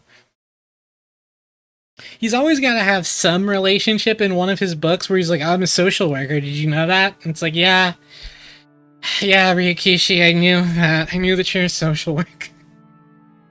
Thanks, bro. Dear, what are you doing in a place like this? Oh, it's you. It's nothing. I just find this a pleasant place to think. Any social workers in chat? Probably. Knowing average proxy askew chat, it's like... it's such a bizarre mix of stuff. All of our preparations for today have been completed. Why don't we have some tea and relax while we wait? Forgive me, I'm always making you handle such troublesome matters. Is that the nicest thing Kraus has said to Natsui so far? Please, rely on me even more. I am your wife. Naturally, I'm grateful that you have always come to my aid. That's precisely why I'm able to devote myself to my work. I understand. I understand about your work. And the topic of father's inheritance, right? Any wife havers in chat? Raise your hand if you have a wife. It's important. That has nothing to do with you. It's nothing more than fishing for rotten meat amongst greedy siblings. It's okay, dear. Everything will go well. Your businesses have never failed to work themselves out. Natsui softly cuddled close to Kraus's shoulder. She complimented Kraus on his hard work, but Natsui knew better than anyone that his work wasn't going well. Building a hotel on this isolated island in the middle of nowhere was such a good idea. It's gonna go so good, babe. This is Yuri! No! Kraus's project was something like a seesaw where a large amount of money swings. Big investments can lead to massive payoffs, but like large seesaws, they tend to shake a lot while moving very slowly instead of showing immediate results. At times, it's possible to make further investments so that the seesaw inclines faster towards the side you want. Of course, you'd only do that if you were confident you'd be able to recover all your investments in the not-so-distant future. However, the seesaws Kraus chose never turned out as he would have liked them to. His foresight wasn't wrong, but the times were moving sluggishly. They never managed to catch up with him. For example, think of a literal seesaw placed in a park. It's a really popular item, so there's always someone playing on it, and you've got to wait a long time for your turn. Let's say that one day you spotted one of those seesaws that was completely unused, and you raced to grab it first and have it all to yourself. However, unless someone got on the opposite side of the seesaw, you wouldn't be able to play on it. I love these metaphors for how Kraus is bad at business. What if a lot of time passed and no one came to the opposite end? Seesaws are popular, so if you wait long enough, a companion will surely show up. But Kraus noticed something. The weather's getting worse, so nobody's coming outside to play. But seesaws are popular, so someone will surely come eventually. If he vacated his place because of the worsening weather, it would certainly be snatched away. And once again, he'd end up longingly gazing from a distance at someone else having fun on the seesaw. On one side of the seesaw, he continued to wait patiently, all alone. Ryukishi will talk about fucking climate change or some shit and say it's like trying to flip a water bottle. That was Kraus's project, in his current situation. If only I'd had a bit more courage, and the self-confidence to believe in my own foresight, I would never have failed. Kraus is like, it's not my judgment that's bad, I just need more courage. Yes, that's true. Your foresight is never wrong. You are the only one who inherited Father's resourcefulness. You inherited an innate disposition that none of the other siblings did. But I could never believe in it. I always shut my own projects down like a coward. Why can't I believe in myself? Who would believe in a man who can't believe in himself? Nobody believes. I'm always sitting on the seat where the losers must sit. And my father, my mother, my siblings all sneer at me. How long is it going to take for me to be set free of this emotional complex? Just how long will it take? Kraus truly is saying, mentally, I'm the best. Mentally, I'm the best. My businesses are just holding me back. Mentally, I'm a master-ranked investor.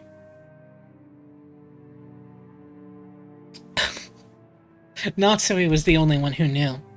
Only she knew of Kraus's anguish.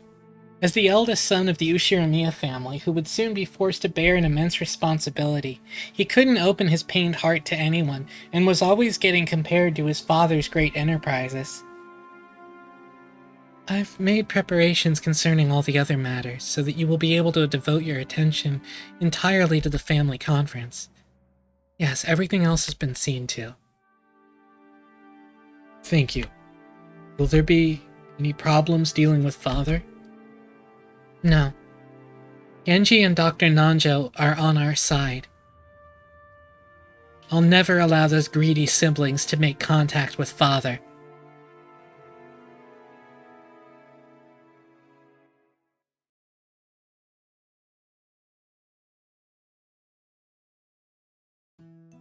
Oh, God.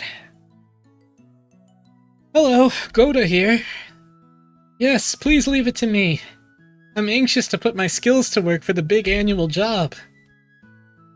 In the kitchen, multicolored ingredients were gathered, and the preliminary arrangements were promptly being started. Even though it was still morning, the ingredients for dinner were already in saucepans and steaming.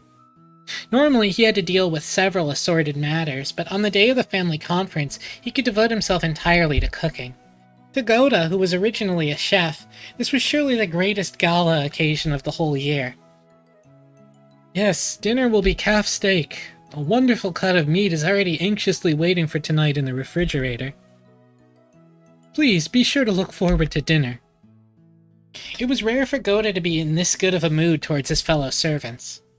Goda bragged about being the Ushiramiya family's personal chef, and knowing he was considered worthy to display his excellent cooking at the family conference was his greatest honor. Understood. I will leave everything to you. Also, is Kumasawa there? Kumasawa-san? I happened to see her earlier, but she is not here. Perhaps she went to get things ready in the guest house. She loafing around again. No, it is fine. Please continue with your work. Yes, leave everything to me, Goda. I can't stand this dude, Goda.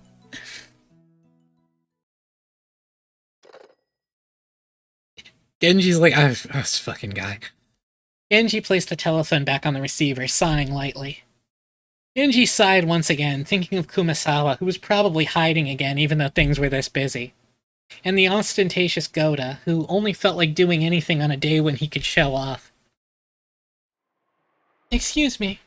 The preparations for all the rooms in the guest house are complete. We've received instructions from Milady to prepare a room for 4 people so that the children can spend the night together. So what shall we do? The sashimi salad is really good. Oh, so you're a Goda fan now? I hear Battler-sama will be coming for the first time in 6 years. Presumably, Milady wants to stay up late into the night with her 3 cousins. Make the preparations. You do not need to tell Madam. I see. Certainly. So, tonight, we'll have the late night shift followed immediately by the morning shift. It looks like these 2 days will be tiresome. Speaking of which, the weather forecast is saying a typhoon will strike in this area. Will everything be alright? Rare sideways cannon. Assuming the typhoon doesn't stray too far from its course, it may affect the boat ride back for the family members. The family conference's schedule might be extended until Monday or Tuesday. Our task may be a long and tiring one, but I earnestly ask that you take care not to make any blunders. Shannon, remain calm and do not panic.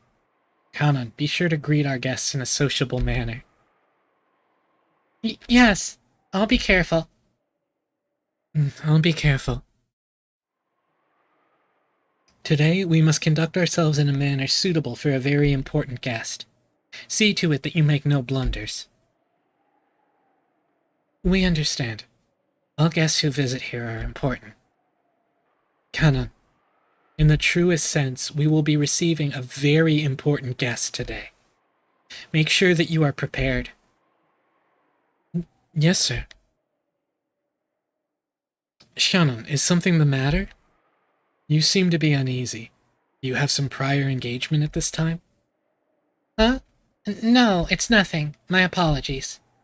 In this behemoth typhoon, gouge the head and kill. Nason, important guests will be arriving today. Detach yourself from your private life. I don't know what you mean by private life. As Shannon blushed just a bit, she turned her gaze away from the clock.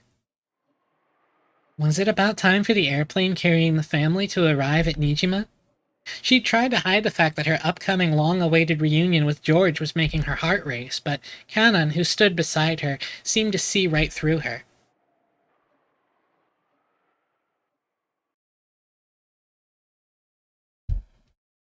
Alright, well, I mean...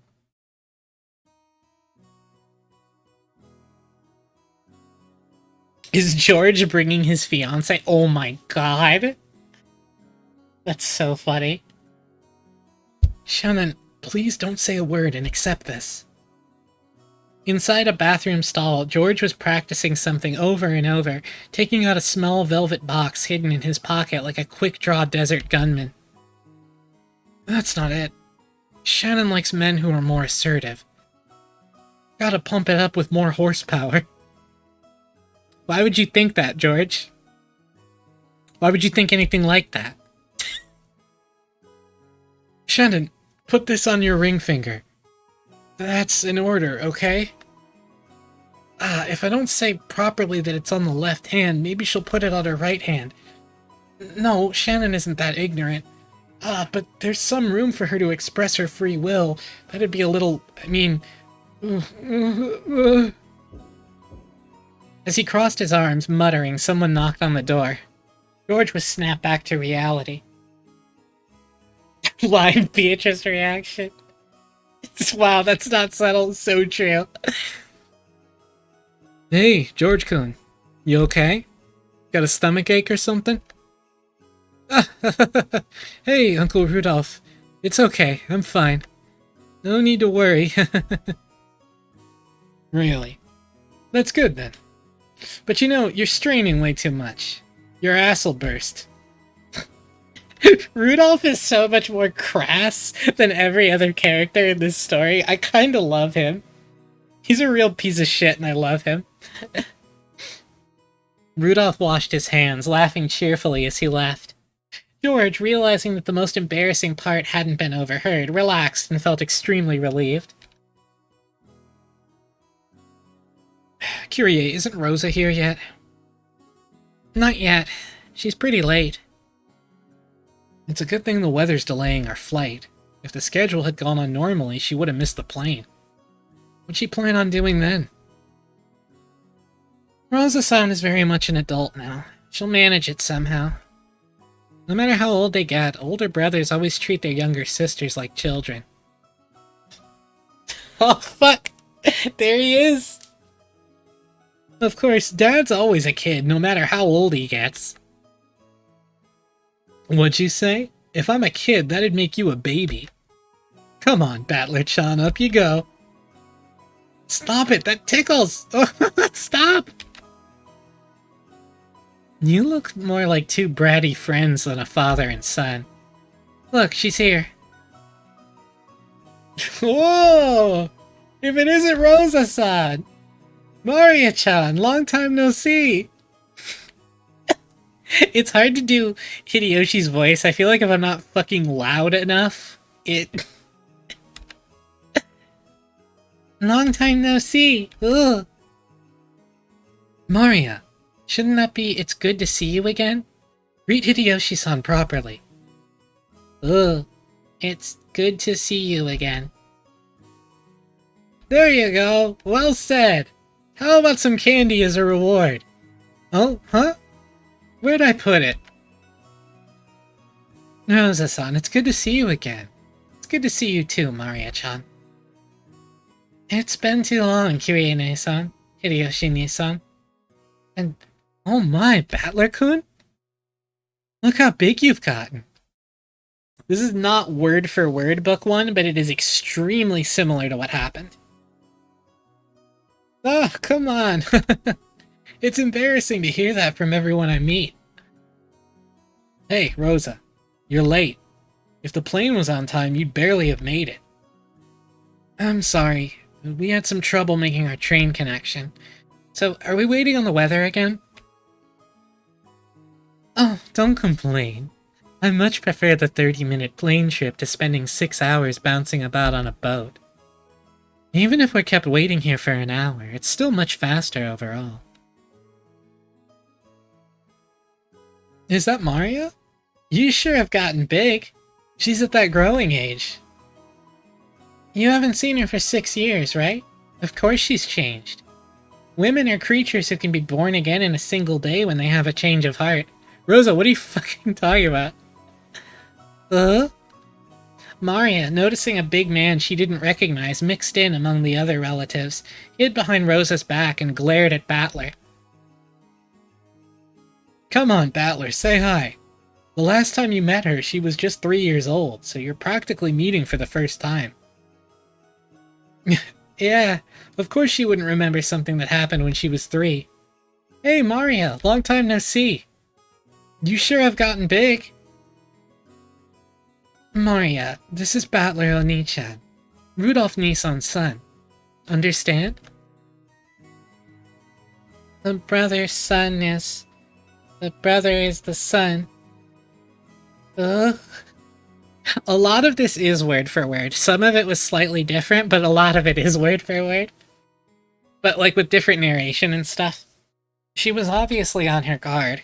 After all, it was hardly surprising that she'd be scared of a large guy like Battler suddenly started speaking frankly to her. Battler noticed that as well and thought of various ways he might approach her. Then he spotted the candy she had in her hand. It was the jack-o'-lantern sweet Rosa had bought for her. I see. It's October, so that must be for Halloween. If you don't give me sweets, I'll play a prank, right? Normally, trying to snatch a sweet away from a small child will result in them crying and screaming. The adults seemed dubious about Battler's tactics, but Maria looked unexpectedly pleased, her face splitting into a wide grin. Halloween! Halloween! See, Mama? Battler also knows about Halloween. See? See? Hey, call him Battler Oni-chan. Sorry, Battler-kun. No, don't sweat it. Please call me Battler, because I'll be calling you Maria. Look, Maria, it's Halloween. If you don't give me sweets, I'll play a prank. If you don't give me sweets, I'll play a prank. From inside her purse, Maria picked out a jack-o'-lantern sweet similar to the one she had in her hand and presented it to Battler. When Battler accepted it, that seemed to be enough to confirm their friendship. The adults were amazed at how good children can be at getting along with each other. Okay, well, you give Battler a little bit of credit. He's 18 and she's 9. Maria had been throwing a tantrum because she wanted a Halloween festival, so Battler, who knew about trick-or-treating, must have felt like an ally. Her defensive posture from before was completely gone. Now she was all cheery, as though they'd been friends for decades. That's right, Halloween's a pretty minor event in Japan. You always see people marching in costume parades on the news from overseas, but I've never seen it here. I wanted to wear a costume too. Wanted to say trick-or-treat with all the cousins wearing costumes. I see. Next time, let's do it together. What would you like to dress up as? A witch! Beatrice! So true, Maria. You're so goated.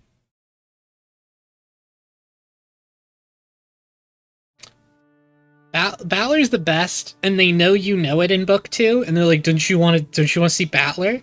I bet you want to see Battler.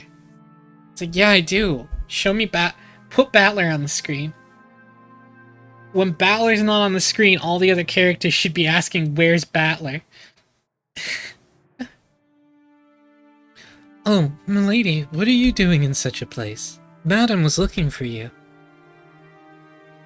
I'm here because I don't want to be found. Anyway, I'm sure she just wants to scold me, like, is your appearance alright? And watch your language. Without a doubt. You know, when the day of the family conference comes, I always start thinking about this witch for some reason. Oh, and why might that be? The family conference is the day when everyone related to Grandfather gathers. I hear that this time even Battler's gonna be coming after 6 years. What if, just like that, some relative who hasn't shown themselves for several decades suddenly shows up? That's what I'm always thinking about. Could a relative like that exist? I mean Beatrice-sama. Nobody knows her background. Could she be Grandfather's mistress from long ago? What if one of her descendants suddenly appears and tells us to return the gold we were given or something? Kraus-sama and the others will probably discuss the Master's inheritance problem this year too. Once they get so fired up talking about the witch's gold, one could hardly be surprised if that witch herself were to show up, yes? Kumasawa-san, I guess you keep quitting and getting rehired, but you've been here as long as Genji-san, right? Has she? That's so funny, I forgot. You know more about Beatrice, don't you? Who knows?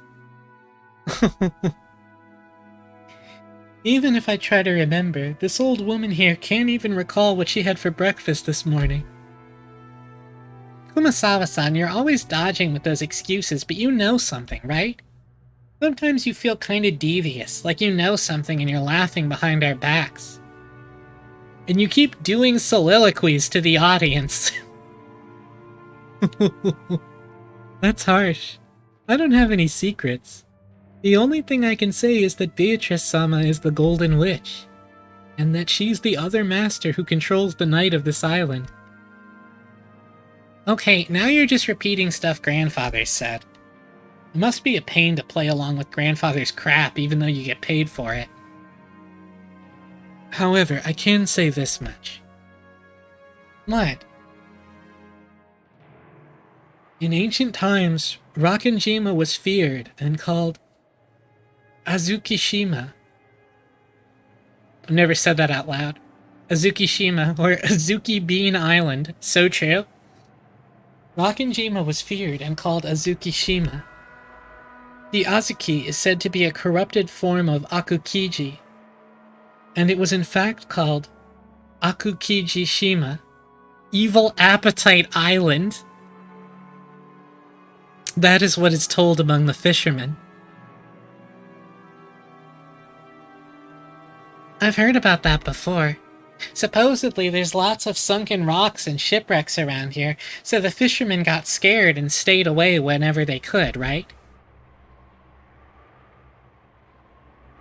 Evil spirits settled down in Oh man, this is so... It's so hard to say. I've never said it out loud before, I just have to like take it for a moment. Akujikishima. Akujikishima. There we go. Evil spirits settled down in Akujikishima and have continually eaten the souls of people since ancient times. Quite a few people lost their lives because of this island. And then that monk, the traveling Shugenja or whatever, built that shrine and reposed the souls and settled them there, right? Sounds pretty crazy, though. And that shrine for the repose of souls was destroyed by an eerie violet thunderbolt this summer, which tore up the darkness of the night. Now say Akatsuki properly. I can do it. Why is Akatsuki the most mispronounced anime word? Is it 'cause everybody was manga readers first? Kumasawa-san, you really like those stories.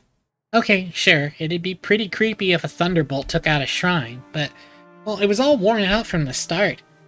Maybe it just got washed away by some big wave. The evil spirits of Akujikishima woke from their slumber and summoned Beatrice-sama. If Beatrice-sama happens to pay a visit to the family conference. If she does... Kumasawa fell silent for a moment. Jessica was pressing her to keep going, so that gap felt strange and eerie. When Kumasawa noticed that she had Jessica plenty scared with her silence, she grinned broadly.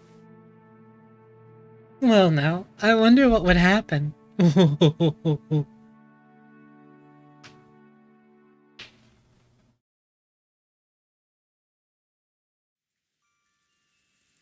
Is that Oishi's desk?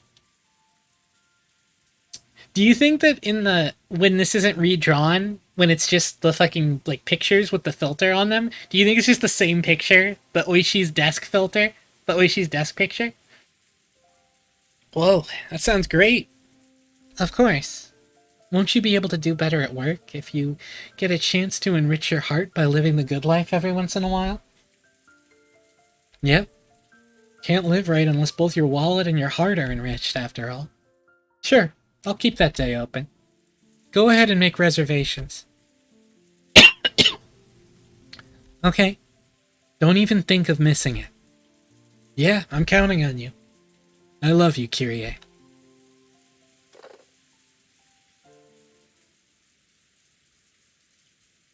Damn, Rudolph is such a wife guy, it's unreal. I actually love that for him. After kissing the receiver, Rudolph hung up. Before his seat, there were several executives with their sleeves rolled up, eagerly awaiting the end of that phone call. In front of the fucking... Holy shit, that's incredible. Sorry to keep you waiting. Have we heard anything from the States yet? It's fucking Omega Rudolph. Yes, you have a call from Dale Watanabe, the lawyer. I'll transfer it. On the whole, how's it going? Well, there does seem to be one unfortunate matter. It appears the other party has no intentions of withdrawing from the trial. Guess there's no fooling them. Please, transfer it here. Understood. I'll do that right away. The executive ordered that the internal line be transferred to the secretarial office. At once, the phone in front of Rudolph rang. Hey there. Hello, hello. Sorry for the wait. Ushiramiya speaking. Thanks. How's it going on your end? Hello, President Ushiramiya. I don't know how to... When the lines are in English, I'm like, I want to say it slightly differently, but I don't know what... How do you... Like, say it with an American accent? I have that. I'm from there. Let's skip the pleasantries and jump into the main issue. I've got good news and bad news. Which would you like first? Might as well start with the bad. Toby Fox saying, Toho Project.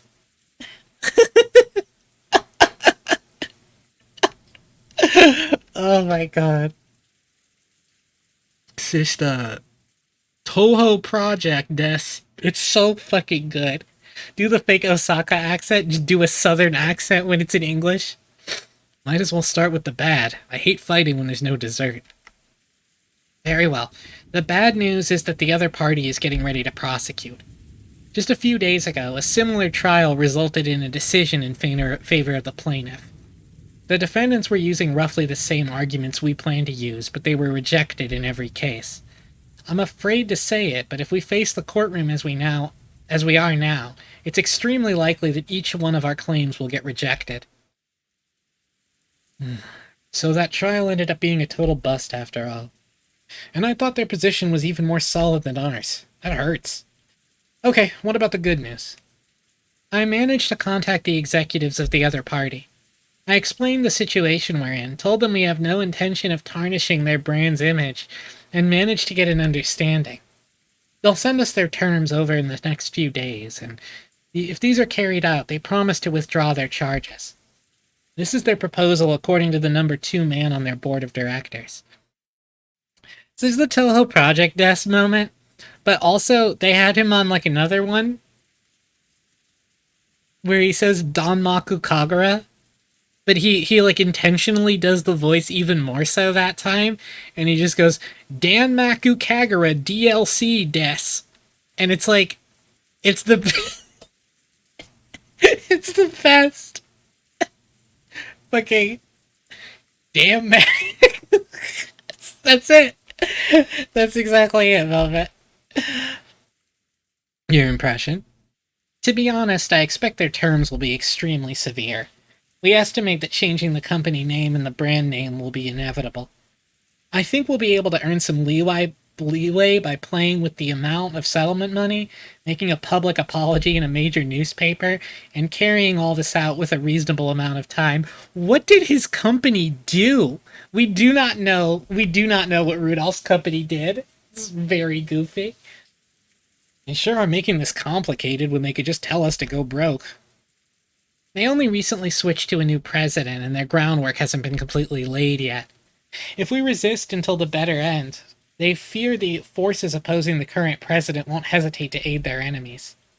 Hence, their big shots want this matter settled as quickly as possible. So, we might have enough leeway to get them to mitigate their terms if it'll lead to a quick settlement. Either way, are we still looking at a crazy sum of money? You need to be prepared for that. Even that would be much cheaper than paying punitive damages. Thank you very much, sir. Please contact me if anything new happens.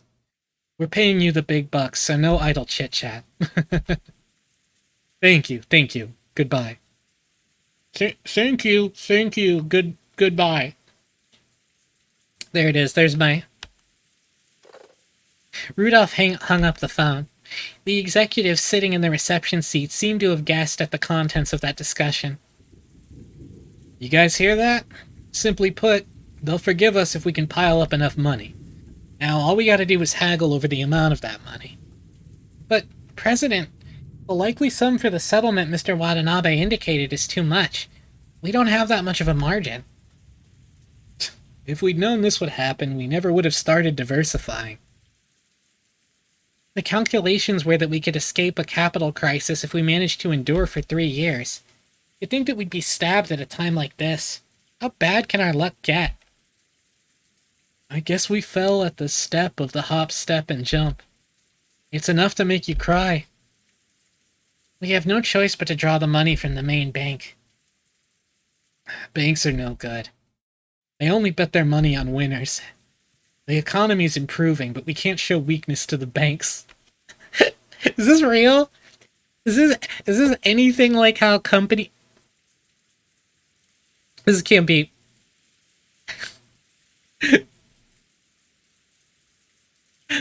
We can't show the banks what we did. President, do we have access to any funds that are unaccounted for? Funds we are unaware of? He's dead-ass like the witch's gold. Quit it. Do I look like that kind of man? The contents of my wallet are totally exposed to you guys, okay? The accountant books over there show all our company has. He's like, I do not have a slush fund. We're fucked. In that case, we need to raise money. We need a sponsor who can draw in several million for us as soon as possible. President, couldn't something be worked out with one of your personal connections? President! Calm down, you bastards. Let me worry about raising the money. You guys just keep the business running without making too much noise. Our accusers are saying they'll let us be if we can show them the money. We've already got thick pipelines in Asia. Things will probably be shaky, but we'll be able to maintain our current deals. Basically, if we can just bring the money together, we'll be able to solve all our problems. Just you watch. I'll fix all of this. I won't leave you out in the cold. Time to start getting your hopes up again. Once this is all behind us, I'll be rewarding all you guys with a champagne tower. I promise you that. So shut up and follow me. Got it? The airplane suddenly shook, probably due to turbulence. Rudolph was jostled awake. Only the witch's gold can save capitalism. It's so funny to know that this, happened. And in the first book, Rudolph just, died immediately. He's like, don't worry, guys. I got this. Oh, wait. This is like what Vincent Adult Man does for a living. You're so right. He'd woken early that morning and ended up drifting off to sleep while resting in his seat. You okay? Are you sure you aren't still pretty sleepy? After all, it seems you've been really busy with work lately. Being busy with work is nothing to complain about, right? Once I've got nothing left to do, it won't be long before we're out in the cold. It is unbelievable how much Rudolph and Kraus look like KOF bosses. Now that people have pointed it out, I can't get over it. Rudolph looks like fucking Rugal, and Kraus looks like weird Geese Howard. Good point. Now that even Battler-kun's back, we'd be looking at worse than just the two of us going around begging. Geese Howard mentioned. Yeah. Our family's all together again for the first time in 6 years. So the leader of our family's gotta give it his best if we want to spend some time alone together. When he looked out the window, he saw that the airplane had started to drop in altitude considerably. Oh, there's the Geese Howards. Look at all those geese. The fishing boats, which had only looked like black grains a short while ago, were starting to become clearly recognizable. If I could prostrate myself before Father and get 10 million yen every time he slugged me, I'd do it a dozen times. Or maybe he could just go and die already. I've always depended heavily on his financial support, and now I'm after his inheritance. I'm headed straight to hell.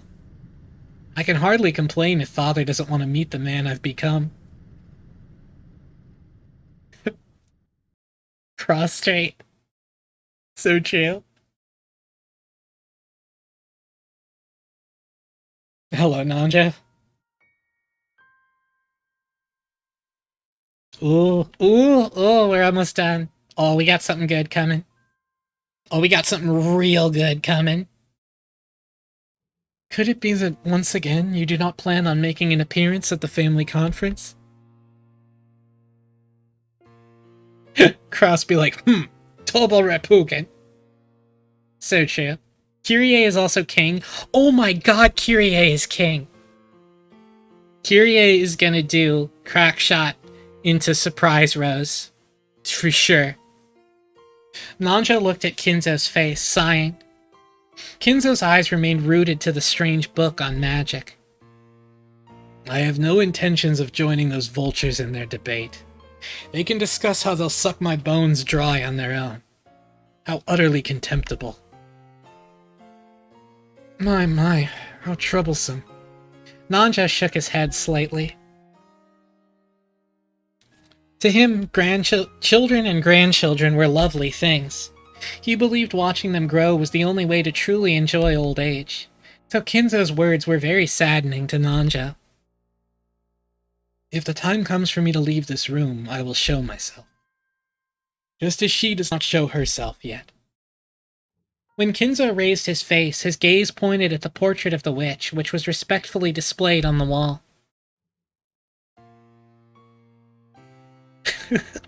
They're all trying to suck my balls. Incredible. Well, that's in the VOD now. There's nothing I can do about that. I've said that now, and it's... Here we go. Kinzo's mind didn't dwell on the moment, for a moment on the fact that today was the family conference, where all his beloved relatives would gather. It was filled only by the face of the witch in the oil painting, who never smiled except inside the portrait. Everybody knew that interrupting Kinzo when he talked about Beatrice would trigger his wrath. Today, I will hold a certain ceremony. I love this white woman. I've seen her all over Twitter. She's the save me white girl. White girl save me. That's her. It's Beatrice. Oh, and what might that be? Perhaps it is closer to a gamble than a ceremony. After all, magic without risk can never house a miracle. Nanjo had heard Kinzo say this many times before. You might even call it a pet phrase of Kinzo's. Kinzo apparently believed that magic and miracles could occur if you gambled your own fate with a certain amount of risk and triumphed. I wonder what sort of gamble you're making, as the man who was once called the Golden Gambler. They didn't tell us that in book 2. That's out of control. I like the way that I just accidentally shifted into my own voice. Who's now so old he might pass on at any time. This should be well worth watching. That's a wild line from Kinzo. I mean, not Kinzo, Nanjo, where he's just like, man, you might die at any moment. This is wild. I see. So the secret ritual I have developed after much research appears to be nothing more than a gamble to one unversed in magic such as you. Very well. If I have faith in miracles and win, you will see clearly on this day that all my research did bear fruit, despite it seeming to be little more than a product of my eccentricity. If you win, it will all end just as you have already seen, as nothing more than the eccentricity of an old man who might leave this world at any time.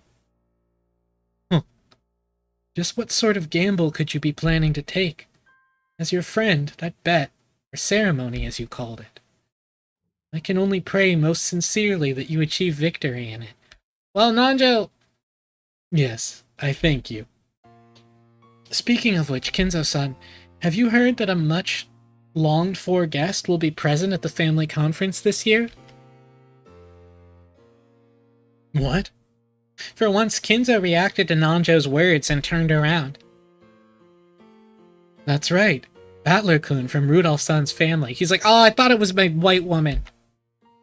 I hear that he'll be coming after an absence of 6 years. I'm sure he's become a splendid boy. Oh, Battler? I wouldn't call him longed for. A guest who's failed to show up for a mere 6 years. After hearing Battler's name and making a disappointed and ill-humored expression, Kinzo turned his back again.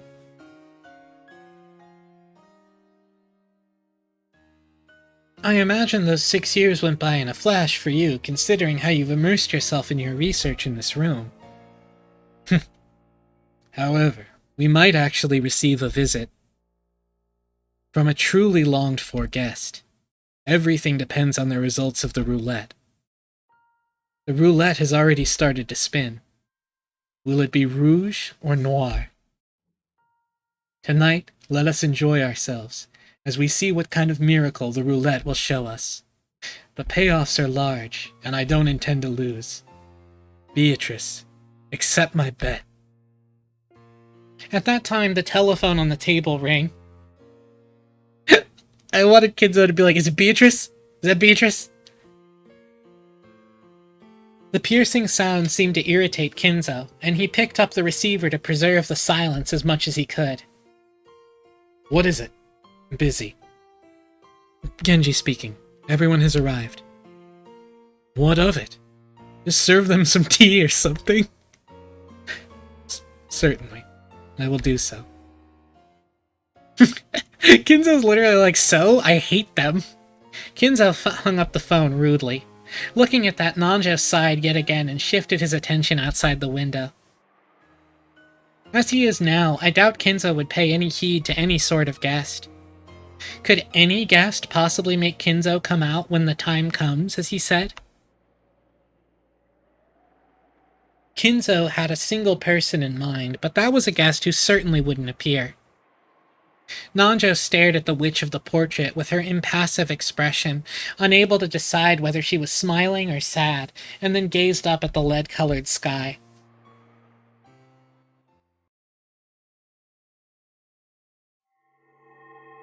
Oh! Oh! White girl.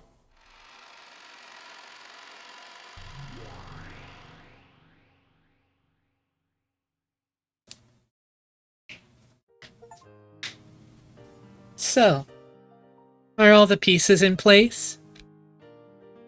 Shall we line them up again and start a new game? Any objections from you? Nope, none.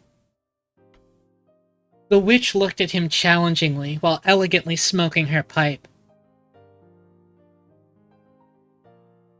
Huh? What's wrong? And Battler? He just rudely shrugged his shoulders as if he didn't care what she did. He didn't meet her eyes. But that didn't mean he didn't intend to challenge her. It showed his clear determination to never be taken in by this bastard's tricks. It was an expression of his determination to fight. Don't tell me you're jumping into this without a plan. I don't even know how you'll make your first move, so I've got no plans or anything. Oh, this song is, Answer. Go ahead and move first. Naturally, I'll do so. How shall I break down your defenses? How many moves will it take to checkmate you? This is where you'll see me at my finest. No matter what moves you come at me with, I won't believe in you. As long as I stand my ground on that point, I won't lose. And that means this game's built in a way that makes it impossible for you to win. Perhaps you're right. However, I'm the one who decides how many times we'll hold this game. We'll repeat it over and over again until I win and you acknowledge your defeat, see? In other words, this is torture. An eternal torture that shall continue until you surrender to me. It's her, she's here. It shall go on endlessly until you acknowledge me and the existence of witches. Then I'll play your game endlessly, as many times as it takes, until you run out of patience. I've never lost in a test of stubbornness. Oh, did a certain witch plant that idea in your head? Very well. I'm tired of listening to you ramble. Come on, get this started. Then let us begin. I already know all of your moves. A defense doesn't amount to much if the plan behind it is known. Don't think you'll be able to defy me with the same moves. Beatrice, I've got just one thing to say before we start. What is it? Go ahead and say whatever you want. However, whether I believe you is something I'll decide for myself. No matter how impressive this magic of yours is, my soul won't yield to you. You think this is torture for me? You're wrong. Then what else could it be? This is torture for you.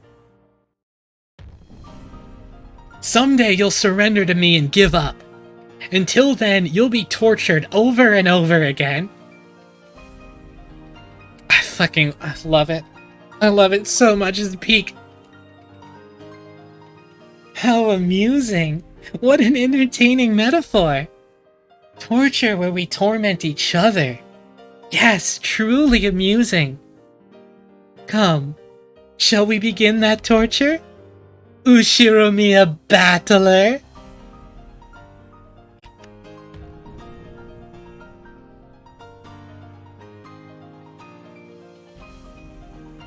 Oh,